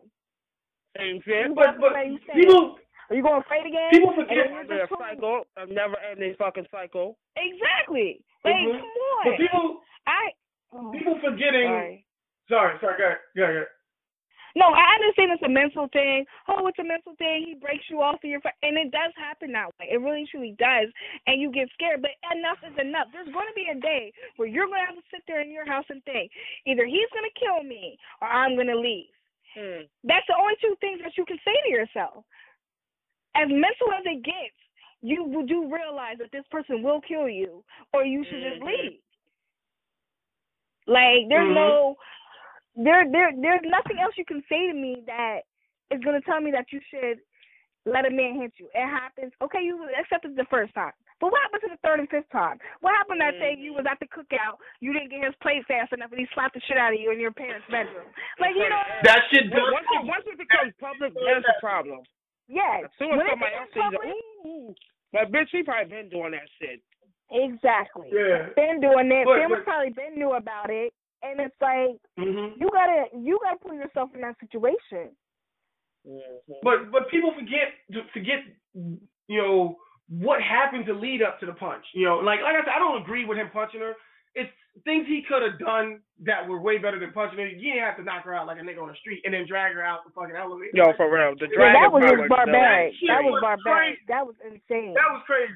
Like, but to me, that let me know that he would kill her. That's what I'm talking about. Right then and there, he didn't care. He was in a public place. Anybody could have been walking down that hallway. Anybody could have been waiting for that. Exactly. Anybody could have been waiting for that elevator. When you do shit like that in public, you do not care about that person's life at all. Not even a little bit. I don't think it wasn't that he didn't. I don't think it wasn't that he didn't care. It was, me personally, I don't like spit. I never liked spit. I never liked anyone doing any of that shit. And I will publicly say this right now. If a chick spits on me or a little kid spits on me, I'm smacking the shit out of them on spite. Yes, that's the most disrespectful thing ever in the world. It's the most disrespectful thing you could do to a person. I've been hit by women before. I've had women slap me. I've had women punch me. I've never done anything to them. I've got people for that. I got women that can handle that. But if a chick spits on me, I gotta slap the shit out of you. That's just gonna be your knee-jerk reaction. You're not even gonna miss something spit, slap, like all in the same motion. Like I'm clearly gonna black the fuck out when you spit on me. Like, so, what? Looking at that, she did spit on him. Like she spit on the dude. Like it was nothing. Like she spit on him, and he did was gross. What anybody would do. He should have knocked her out, but I don't think he was thinking at that moment. I think he was thinking, this bitch just spit on me. Wait, I do get it, but then again, he knocked her out, but why did he have to really drag her body? He couldn't pick her up? You're a football player. You pick up weights like that at all times. Like she was drunk or whatever. She like, fuck it. I know I'm already going to get in trouble for this shit, so I'm about to just drag this bitch out of here real quick. Like, exactly. He didn't care. That's where I got back to. He didn't care. He blacked out. She deserved that. I wouldn't have punched her. I would have slapped the shit out of her, and he just dragged her body. He could have left her in the elevator and just like she was drunk. You know what I mean? It's like, I don't know, but what I didn't like was how the whole city turned on this man, and then like he comes back and it's just like, oh, okay, like what? Right? Because they go with the flow again to the conformity of society. You're worried about this man, but y'all love Kyle Ripken, and he used to whoop his wife's ass. Like, he's a baseball player. But the difference is, yeah.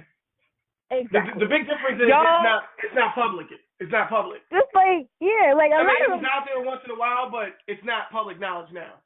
And right. I'm sorry. Like, he did what he did, but she took him back.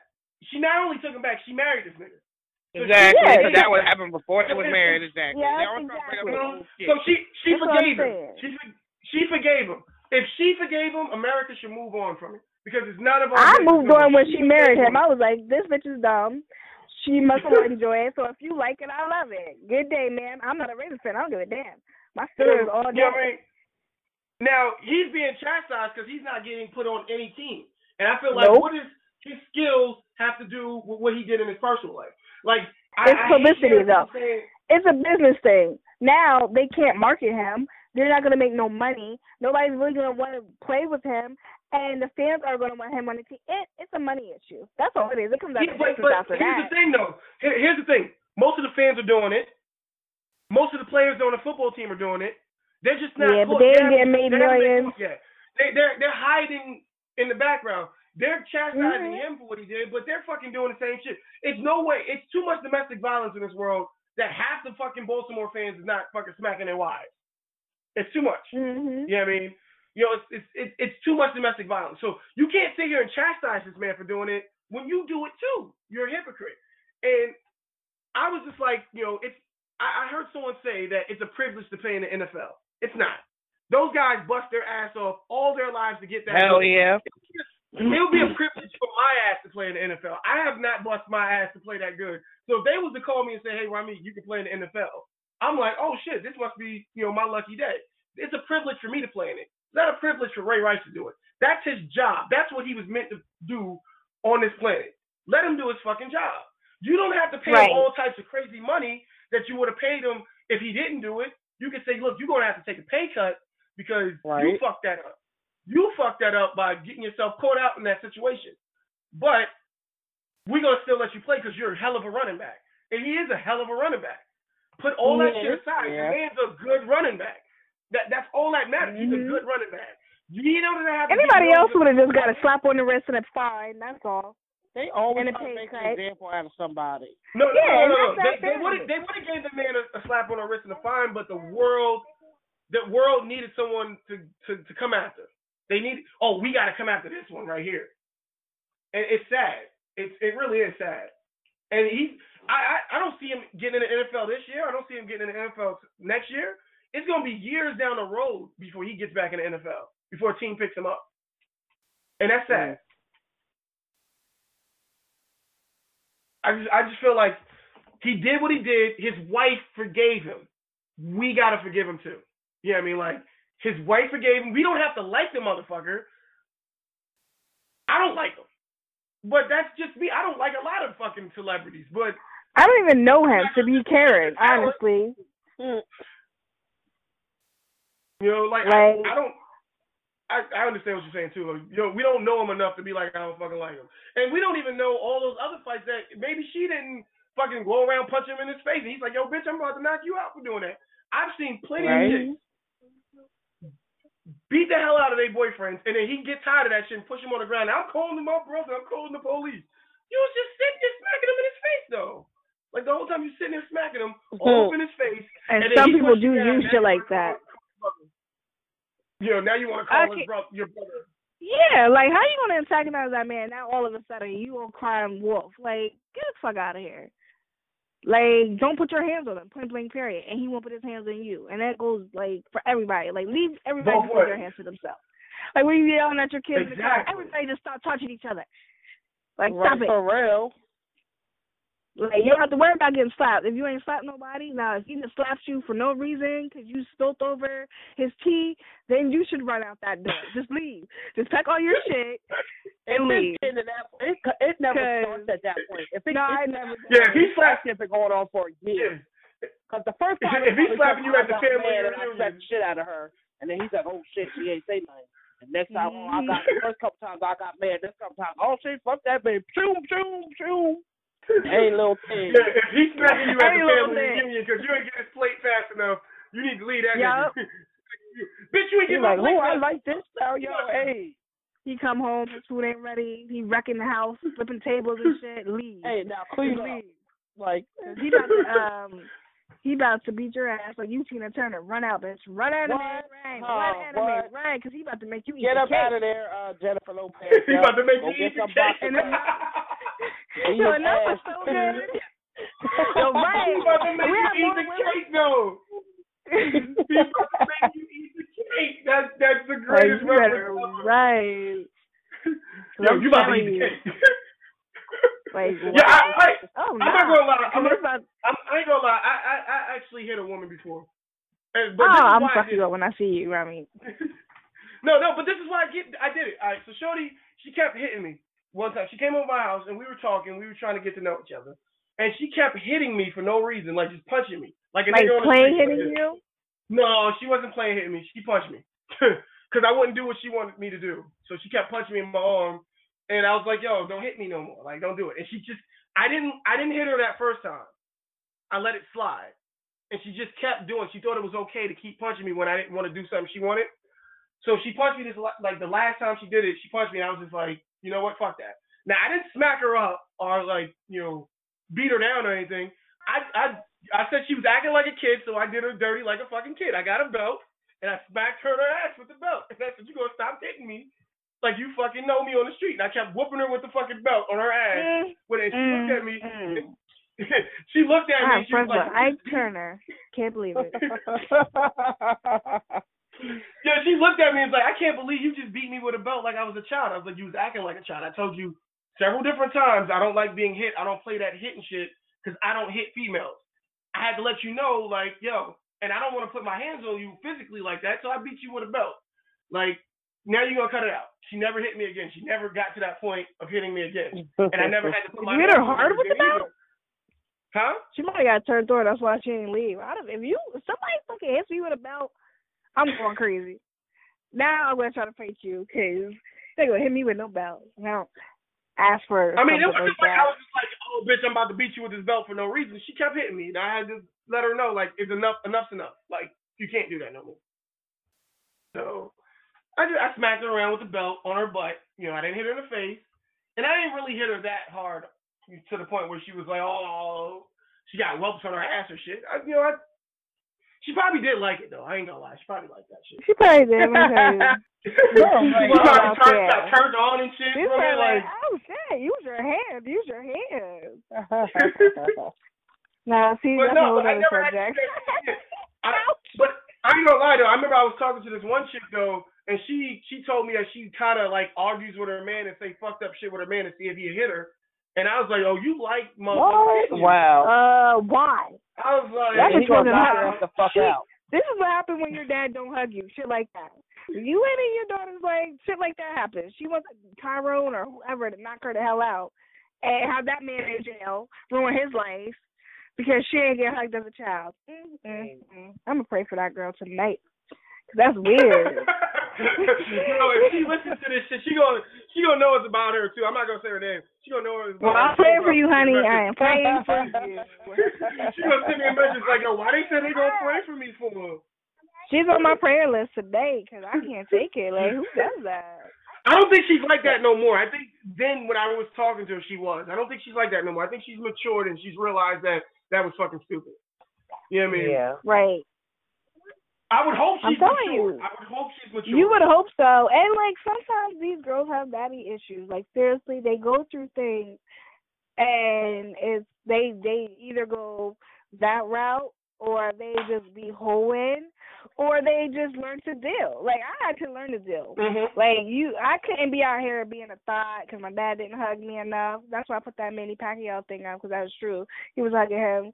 Floyd was hugging him. Wait, we have a my special dad. guest in here. Hold up, Shay. We got a special guest in here. Go ahead, let him know who you is. Let him know who you are. Special guest. This is Monster. You're not gonna say nothing? What is your real government name, man? What's your government name? What's your government name, man? I'll use What did you say? What did he say his name was? Monster. What are you laughing at, me? You know me for how Oh, man. I've known you for a long time, dude, but I've never called you, Rob, I've never called you Monster. What have I called I'm not calling you Monster. I'm not doing that. Trust me. Y'all don't want to know where I got that nickname from. All right, so what we were talking about is domestic violence in America in the Ray Rice situation. But before we even get your opinion on that, I want to know your opinion on the fight because you were one of the ones that I actually talked to on Facebook about the stuff you were saying about Floyd Mayweather. So I want your opinion out there, man. Okay. I will give him respect. He is one of the greatest fighters in history, not the greatest. He is one of the greatest. I'll put him in the top 10. He is one of the greatest. He's 48-0.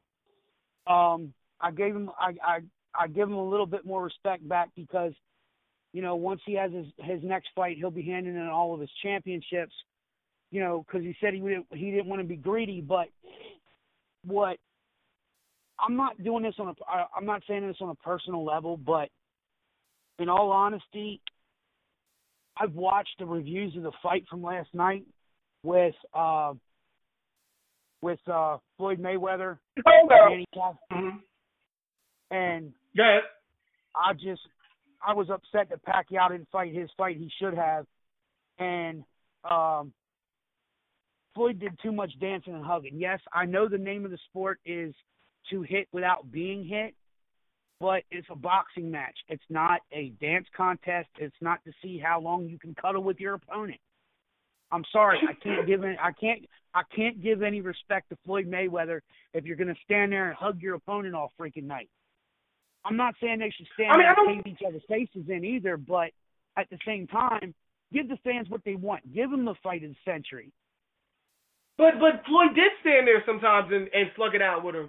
Manny Pacquiao never took advantage of that. Manny Pacquiao had Floyd on the road like twice. No, Manny Pacquiao the whole damn fight. But he never took advantage of knocking Floyd out when he hurt him. He hurt him twice in the match, from what I've seen. When he gave him a little wobbly hit and he went against the rope, he never took advantage of that. Manny Pacquiao could have knocked Floyd Mayweather out last night. He never did it, and that's Manny Pacquiao's fault. You know, that's nobody else's fault. Manny Pacquiao. I will agree with you on that one. Pac-Man should have taken advantage of that. He should have knocked him in the dirt, in my opinion. Maybe it would have maybe it would have made him a little bit more humble to actually know. Well, I don't think Floyd is not humble. I don't think Floyd is not humble. See, I look at it like Floyd is a businessman. It's a business. It's what he does is business. Floyd knows that after a while, if you're the good guy, after you keep beating everybody, nobody's really going to want to see you no more because you're the good guy. You're constantly beating everybody. Everybody's going, you're the good guy. I don't care. People paid to see Floyd get his ass whooped. And he knows that. And that's what he continues to do. He has people paid to get it. He knows that him being an asshole is going to get more people in there to watch him get his ass kicked than to actually watch him win. And I think that's fucking genius. It's genius in that. People think he's not a humble guy. I think he's very humble. I think he's just an asshole in the media for a reason because he knows he's going to put asses in seats. Well, I can't give any respect to how he just – I will agree, like I said, that he is one of the greatest fighters of all time. Not the greatest. Yes, I know I repeated myself on that.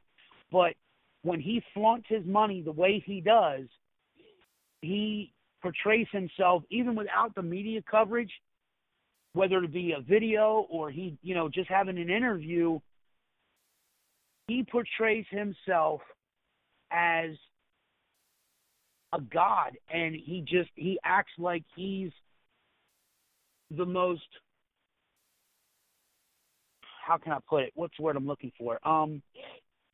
He's too egotistical sometimes. I mean, that's one of the reasons why I can't give any respect to Floyd Mayweather, because he acts like he's better than the common person. It's like he forgot where he came from. He does, though. I seen a video of him in New York at a barbershop, and the lady said clearly that she didn't know who he was. She asked who he was, like why people were following him and security and stuff. And he was like, "Oh, you don't know who I am. You don't know who I am. You better Google me. I'm Floyd Mayweather." Like, nigga, everybody don't watch boxing. Everybody doesn't have to know who you are. Just because you're famous at boxing doesn't mean that she cares. Like, I thought that was very rude of him, and it was on a video. Like, he was being really, really rude, and I was like, see, this is why I don't like him. He doesn't care himself like he's come from nothing. Like, he acts like he's God's gift to us. Look, here's the thing, though. You say he got to carry himself like he with money. You can't tell me that because Warren Buffett doesn't have that. He has more money than a little bit. What? Hold on. I'm about to bust that theory out real quick. All right. You say he shouldn't act like that because, he needs to act like, he comes from us. I said not everyone acts like that. Oh, no. I mean, no. You talking about Floyd shouldn't act like that because he should act like he should remember where he came from. And he shouldn't be rude to people who don't know him. She did not know who he was in the sport. Why did he have to say what he said to her the way he did? It was unnecessary. First of all, you could have made a new fan, but now you've had a disrespectful video to someone. And if he wants to act like, guess what? He works hard for what he wants. He can act like that, but it's not going to make you respected among your peers. It's not going to make anyone really want to do real business with you. Mhm. I mean, I think it's a business move. I don't think he's like that in his personal life. And plus, Floyd is not all that great. I mean, we all know that he can't fucking read to save his life. So it's not like the guy is flawless. It's not like the guy is not flawless. No, come on, you heard the drop that Charlamagne the God put out there of him trying to read one little script. Come on, everybody heard that shit. That shit was on on the media networks for years. This is not something new. It was hilarious. Well, look at the one 50 Cent did on him last year with the ALS, ELS ice bucket. And 50 is fake. Let's talk about how fake ass 50. Like, how you was just beefing with this nigga, talking all types of shit, being mad ignorant, and now you have to fight all hype, like, oh, my nigga Floyd going to win. Well, no, but 50, no, I wouldn't say 50 said they wasn't really beef. It's like 50 said he looks at Floyd like his little brother. When they was beefing, he did the interview on Hot 97. He said, I looked at, not Hot 97, 106, no, what the fuck is that radio station that they're on? Power 105. All right, so he did the interview on Power 105, right? And he said, look, he's like, he's my little brother. I'm always going to look at him like my little brother. And right now, me and my little brother are having a little spat. And that's just how it is. You know, we're not really fucking with each other right now, but that's my little brother. He's always going to be my little brother. And we're going to do shit like little brothers. We're going to argue and fight. And that's family. Like, you know, I not going to lie, I got a little problem with my mom right now. Me and her not seeing on eye to eye. And I'm not going to go get into details with it. But me and her not seeing eye to eye right now. But that's family. That's still gonna be my mom at the end of the day. At the end of the day, yeah. But are you publicly humiliating him? That's exactly what I was gonna say. Are you going over the top? But are you going over the top? Are you disrespecting your mom? Are you like the way they was acting was like, and it was over money too. Like, I know the situation that happened. But look at it like this though. Floyd started that humiliation on the internet with 50. Started doing mad disrespectful stuff to 50. So what 50 supposed to sit back and go, all right, I ain't gonna say nothing. I'm just gonna chill. Someone has to be the bigger person at the end of the day. Like, come on. He's so petty. He is petty. And 50, you knew he was a good beef, so we know he wasn't gonna be. What? That's how. But you can't laugh like that shit wasn't funny though. That shit was entertaining. I mean, it was. It was. I don't like Floyd, but still in all, like, it doesn't look good. Like, just like somebody we know that's a promoter talked all this shit when he got quit. He got fired, talked all this shit about the club and the employees, and now all of a sudden he's back working for them and promoting and, like, you don't, and that's not good business. That's not somebody I would do business with. You know why? Because you're fickle. Like, you like, any way the wind blows, you will go. I don't like people like that. You need to have people that make decisions and stick with them. Did you hear about the dude that Drake signed? What's that guy that Drake signed? That dude that sang in the club on a Tuesday. Oh, Mahonen, Austin, whatever that boy's name is. Yeah, he didn't like Drake in the beginning. If you look at all his tweets and shit, he was talking mad reckless shit about Drake. I mean, Jay-Z didn't like Kanye in the beginning either. I mean, it takes a building of a relationship, but is he openly disrespecting Drake? Did I ever hear him make a diss song? Like, you know what I mean? It goes about that. But he did it on the internet though. He was talking reckless about this nigga on the internet before he started with everybody. Drake.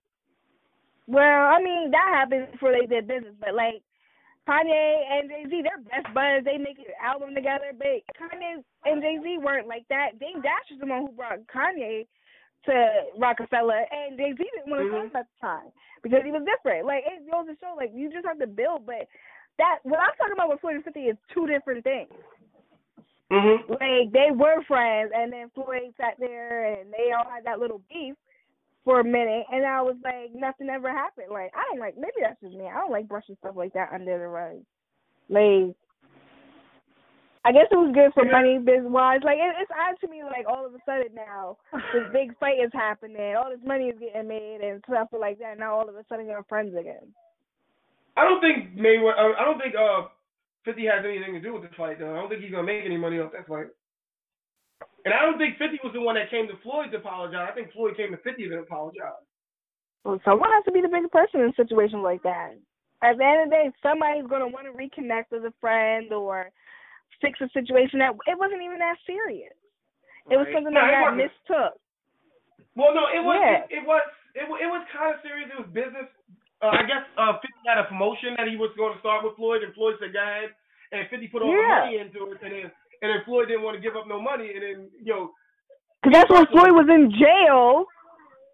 But me, like, it's not like if I put money into something, and this nigga told me we business partners, and I put money into something, and then I go hit that nigga up for that money, and he talking about, oh, I don't know what you talking about. It's gonna be some problems. I don't put this money in here, and you ain't got your money. It's gonna be some motherfucking problems. You know I talked about this shit. Hold up, nigga. You mean you ain't got my money? I mean, it's not like 50 didn't have the money to invest it. I don't know if I could be. I kind of agree with what you were saying. I don't know if I could be Floyd's friend again. Yeah. Like, I invested that money. You ain't have my You money. know who you can and You know what I cannot deal with now, business mean? Like, wise. you gonna have money.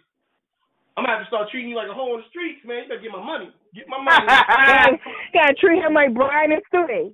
Got my money, man. Got my money. Right? Got my money.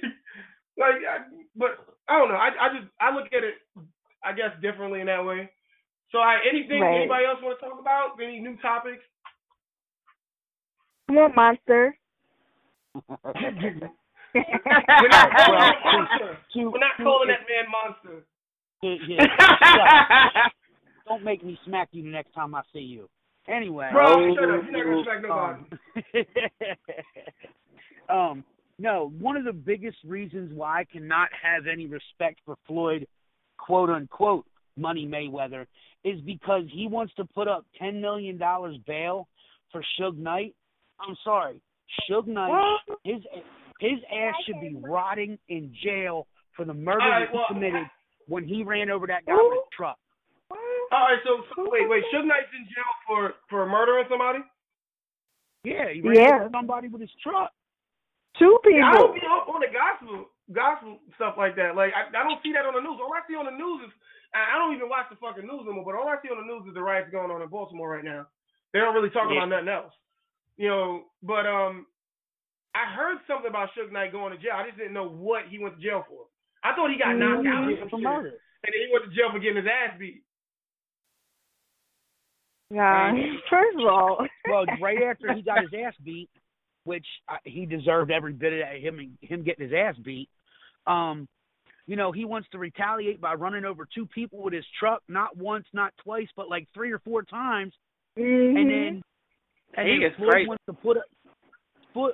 wants to put up his bail money, which is $10 million or more. Mm-hmm. No, let that motherfucker rot in jail. But maybe that's Floyd's boy, though. You know, you never know. Like, yes, and he killed one person. That one dude died. We're different. I think we're different. You know, as you got to look at the culture that we live in nowadays, where the no snitching shit. You know what I mean? Like, we had Lil Wayne in an interview a couple of years back saying if he lived next to, well, no, it wasn't even Lil Wayne. Was it Cameron?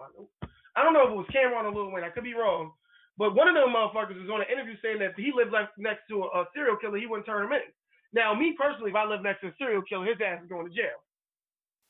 First of all, I'm not putting $10 million on somebody that I know they got video of him hitting the people. Like, that ain't stupid. They got video cameras. Right.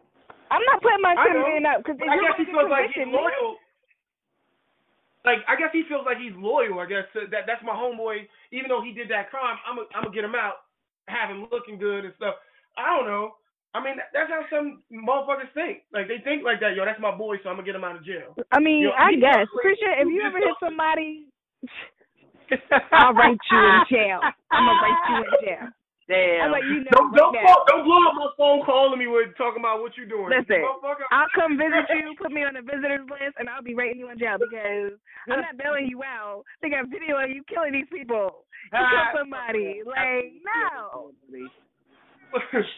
Honey. Oh man, that's crazy. But I guess we look at things differently. You got to look at the way they look at things.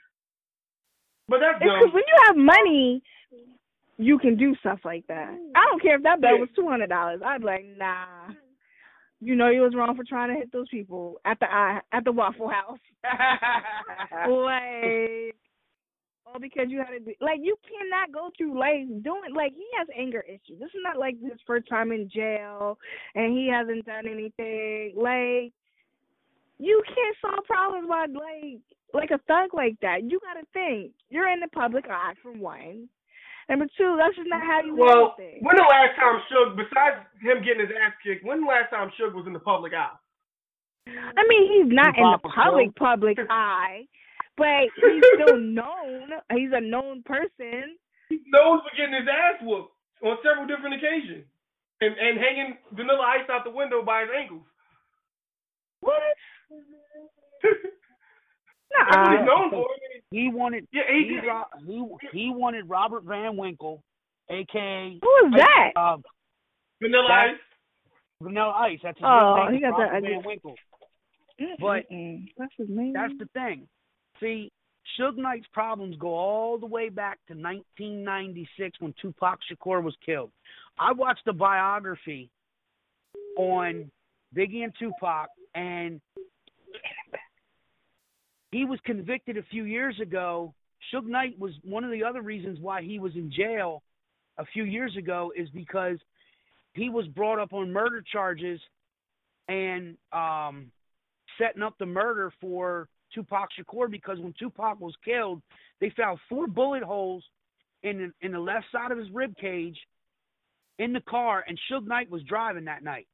Now, there's also 4 or 5 different Los Angeles City Police Department officers also in the whole story of, or the whole setup for Tupac Shakur being killed, and they even traced everything back to Suge Knight and these five Los Angeles City Police Department officers of setting up Big's murder. And it's a known fact that he was involved with all of that, but he never was convicted of it because, there's all of a sudden, most of the evidence, like 75 to 85% of the evidence just up and disappeared.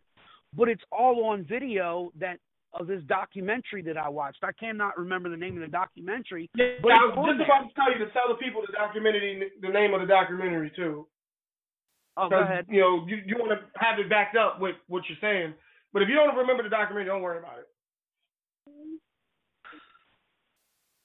But, when I sat there and watched it, it just blew my mind, of the fact that, just because Suge Knight has all this money, he thinks he can make his problems go away by just giving, millions of dollars out. Like Floyd. Suge don't got no damn money. He broke. That nigga keeps stating, if he had money, he's fucking broke. Yeah, Suge is broke. They ain't got no fucking money. That's like Floyd keeping his ass out of jail for beating his girlfriend. Here we go. It's a well-known fact that Floyd beat his baby mama, and then he beat his girlfriend after that. That's why he was in jail. Yeah, it's a well-known fact that Floyd is a woman beater. Difference is Floyd can actually whoop some of these niggas' asses out here too. I thought when you were a boxer, your hands were like licensed and you weren't supposed to be beating up on yourself. Yeah, they are. He could get in. Like, if she was to die, he can go to jail for murder. I was gonna say, but I guess on my mom, Mike Tyson used to beat Robin Givens' ass. Like, boxers just have really weird issues with abusing their women. But it's not just boxing though. It's a worldwide. Men have a problem. Men have a problem with whipping their women's asses for shit that they want. Like, it's a control issue, I guess. It's more of a control thing going on there. And it's like we have to control our woman to the point where she does what we say, when we say it, how we say it. And it's not. I'm not saying all men are like that, and I'm not going against men because I am a man. So I'm siding with women on this shit, but I'm not. But it's a known fact that we do have control issues, And I'm not one that has a control issue. I mean, if a woman makes me mad to the point where I want to knock her the fuck out, I leave the room. I learned how to walk off, walk away, calm down, and get out of that situation because you don't want to put yourself in that situation. Right, and I agree with you on that one, Robbie. With you, Ramik, because it takes a bigger man to walk away from the situation than it does to put your hands on her. But at the same time, and I'm not saying this in any disrespect to the females that are on the panel now, but I have seen females myself where the man has not even attempted to raise his hands in a violent manner towards his female partner, and she's flipping out on him for whatever hypothetical reason she came up with of him cheating or talking to another female or looking at another female. And, there's females out there that flip out that, wreck his car and burn all his clothes or, throw acid in his face or stab him with a fork. Wait, whoa, who threw acid in what face? who got acid? Yeah,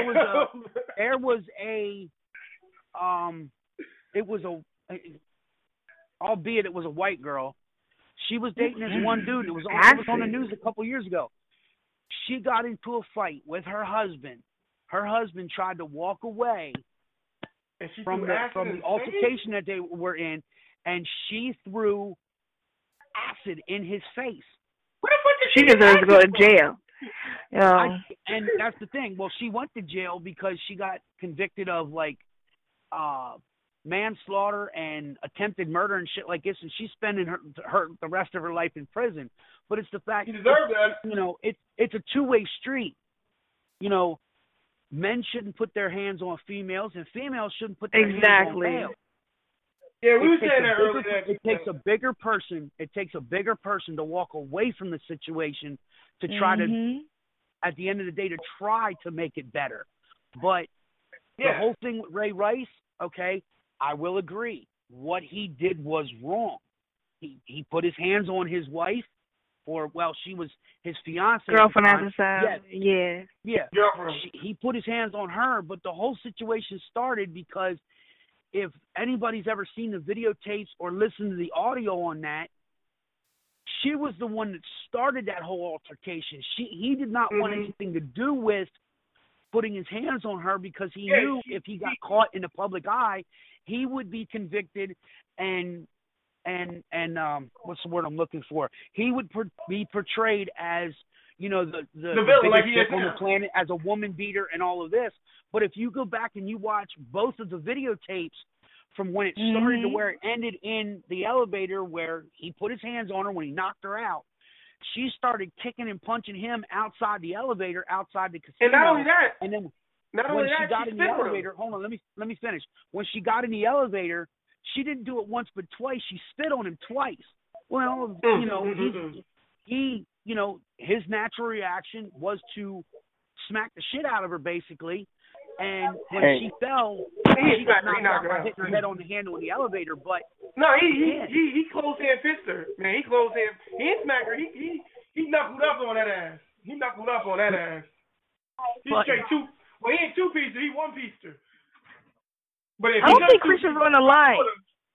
I am. Can you hear me? Oh, yeah. Oh, yeah. Yeah, he could have two pieced her. He could have two pieced her if he wanted to. But I think she got knocked out with that first hit. But that's the point I'm trying to make, especially with a high profile case like this with Ray Rice and his wife.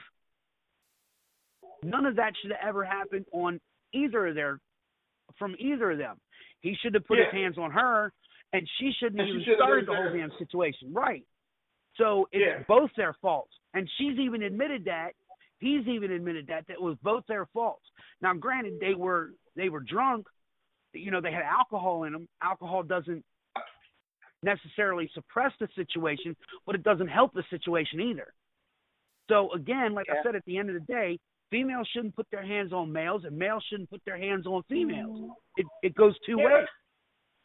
Yeah, I totally agree with you, but, you know, you can't tell a female that. I remember I was telling a female that you shouldn't put your hands on a man. She's like, well, we can't hurt you, so it shouldn't really matter. And it's not the point of you can't hurt us.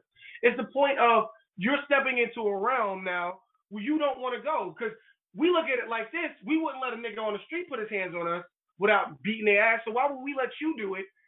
You shouldn't do it. If you can't express yourself without smacking me, then you should go somewhere else. Talk to me over the phone. This way we're not near each other. You know, I don't know. I think a lot of women cry wolf when they getting their ass beat, but they started the altercation. Now, like I said, we was talking earlier, if you getting your ass beat at the family reunion because you didn't get his plate fast enough, you need to leave that nigga alone because he's going to kill you. But if you sitting there smacking the shit out of him 5 or 6 times and he gets tired and he smacks you back, that's on you. You shouldn't have been smacking him. You caused that whole situation.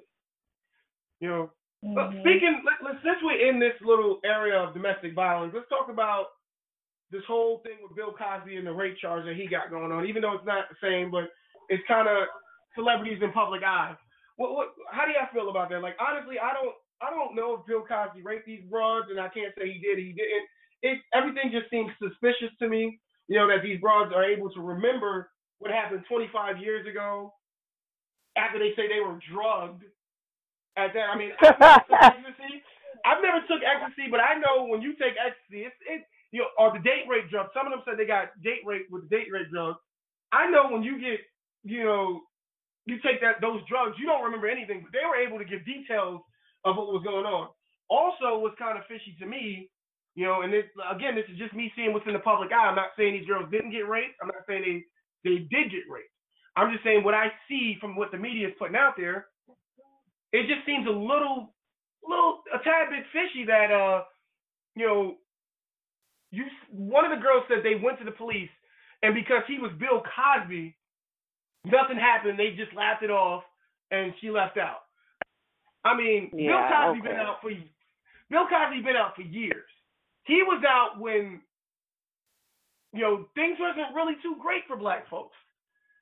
And you're telling me that cops, knowing that Bill Cosby's one of the most famous black men out there, had a chance to fucking shut down this black man who's prominent in the black community right now, who's looked up as a great leader for the black folks, from what he's doing with his talent and stuff, that you guys wouldn't take advantage of that to try to get him off the media. I was gonna say they would have ran with that shit so fast. Yeah, right. So like it just always this one person come out and then like mad other people like okay, maybe it got suppressed. Okay. But for real, all y'all and then all y'all got the exact same story. Come on now. Ain't no way in the fucking world. Ain't no way.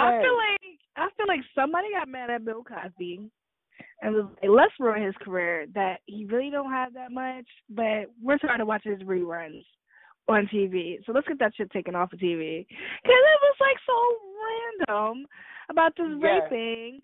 And I'm just like, okay, maybe he did when the first person came out.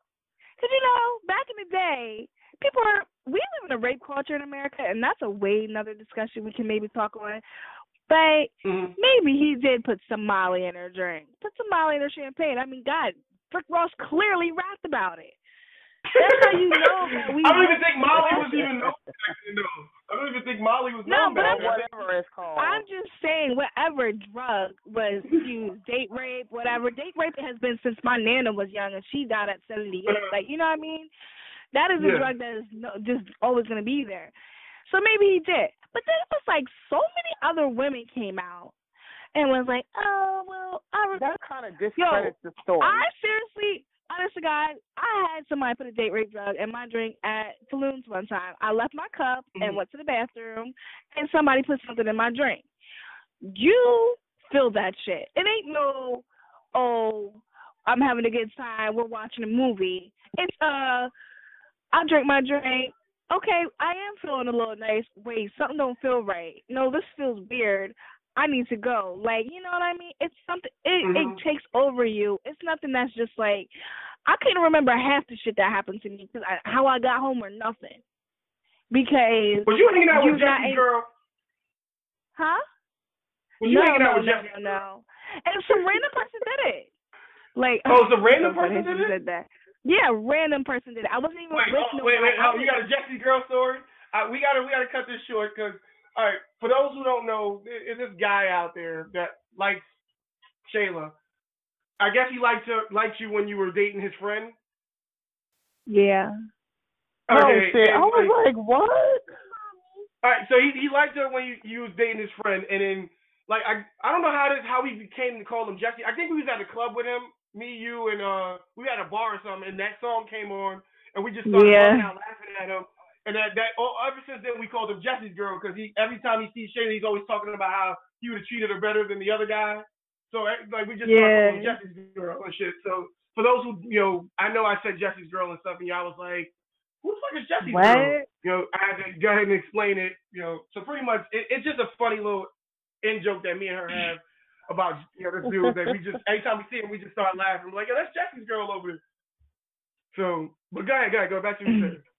But yeah, like that is a horrible experience, and the fact that you have to do that to people shows that you're a disgusting individual. For one, if you really want to have sex with someone that fucked up that they can't even acknowledge what's going on, you might as well fuck a dead body because it's like they ain't gonna be enjoying it like you think they are.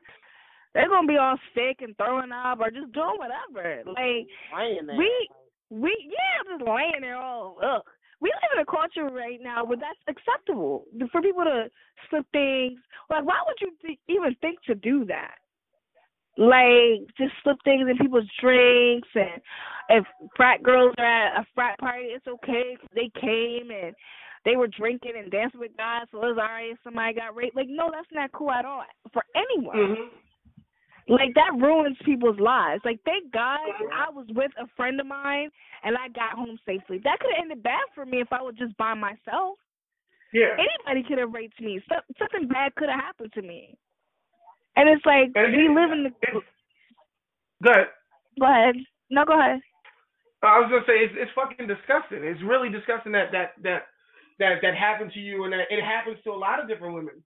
You know, yes. You're the first woman that I've heard tell me that they've been out at a bar and they had someone slip them a date rape drug.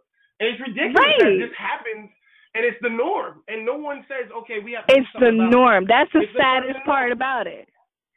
Or like these girls that go out with their friends and they get all drunk up and let guys feel and touch all over them. Like, why would you let somebody do that to your friend? That's really not your friend. Right. Like, and then, like, post videos and help the guys get these girls. Like, you are an associate with these guys and you're helping them rape other girls. Like, what kind of sick individual are you? Like, that happens way too much at colleges. Like, that happens a lot. And it's sad. Like, I want my child to go to college and experience things, but not shit like that. Yeah. Like, go to a party or two, enjoy life, but that shit right there, I don't like. Like, you get worried.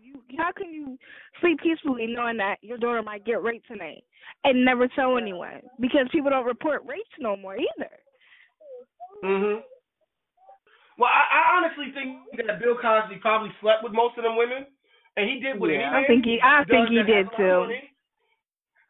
He did what any man does that has a lot of money, promised them fame and stardom, and just fucked them and died. You know what I mean? That's exactly. Right. And they didn't like what he said. And they did this. You know, that's just my opinion on it. But again, I could be wrong. He could have raped them. I don't know Bill Cosby. Right. I don't know the situation. But my thing is this: like, why would you wait so long outside the statute of limitations? Like, he's lived his life. He's had his success. He's still doing shows. You didn't stop nothing. You ain't getting no money. You thought you were about to ruin his career. You made him look bad for 6 months, maybe 3 at the best. And now we're talking about something different. Like, why? What did you get out of all of this? You didn't come out, help people who have been raped to come out better. Like, you didn't do anything to make that positive. You just made it negative, negative, negative. And that's what makes me think it's about the money. That's what really makes me think about the money. We didn't do anything positive with it. Yeah, not one of you people are like, oh, well, I started a campaign to help girls come out when they're raped and they don't be victims. Like, I didn't hear none of that shit come from not one person's mouth. Like, you're ridiculous. And no, rape is not good and no one should be raped, but it's like, come on. Y'all are crazy to me. You experienced something bad, something horrible, and you didn't do nothing to prevent it from happening again. You're just like, well, I came out, talk about what Bill Cosby did to me, and then, oh, he ain't giving me no check? Well, okay, I'm going to go back where I was at. You know, what do you think, right? Yeah, right. Like, what are these people doing now? What are they doing? Because I didn't hear not one thing in the news saying, I didn't hear nothing in the news saying that he paid anybody off or they settled something outside of court. Have y'all? No, I haven't heard anything. Exactly. So it makes me mad because it's like they let these people come out of the woodworks and tear people's life apart. And they don't think about the aftermath of it. And the media runs with every little thing. That's the saddest thing ever here. The media runs with any story sat on a table.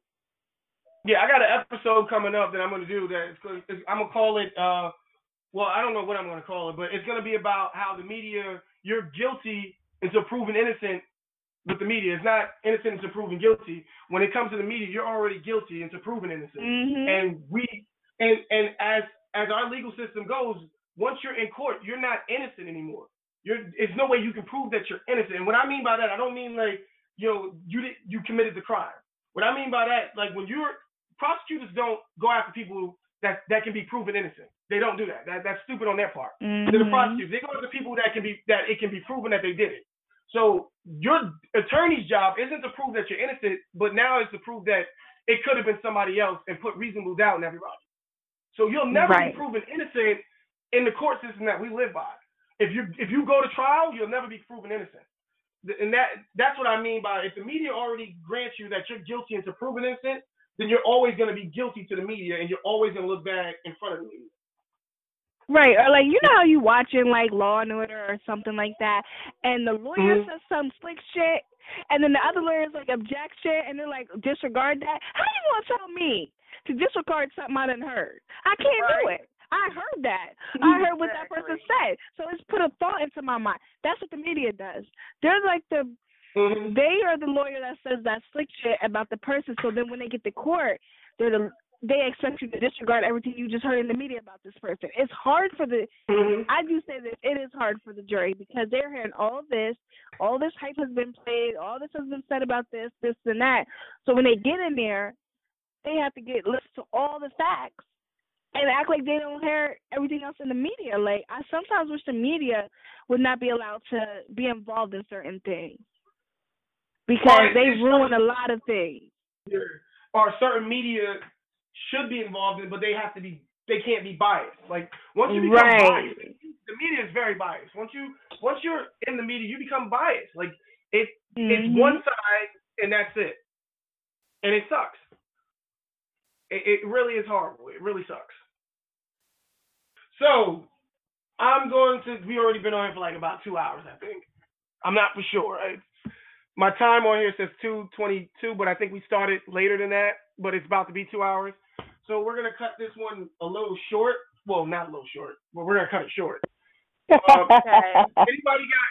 anybody got like any Twitters or anything they want to give out have people follow them on Twitter or on their Facebook? I mean, it's up to you if you want to put that stuff out there. If you don't have to.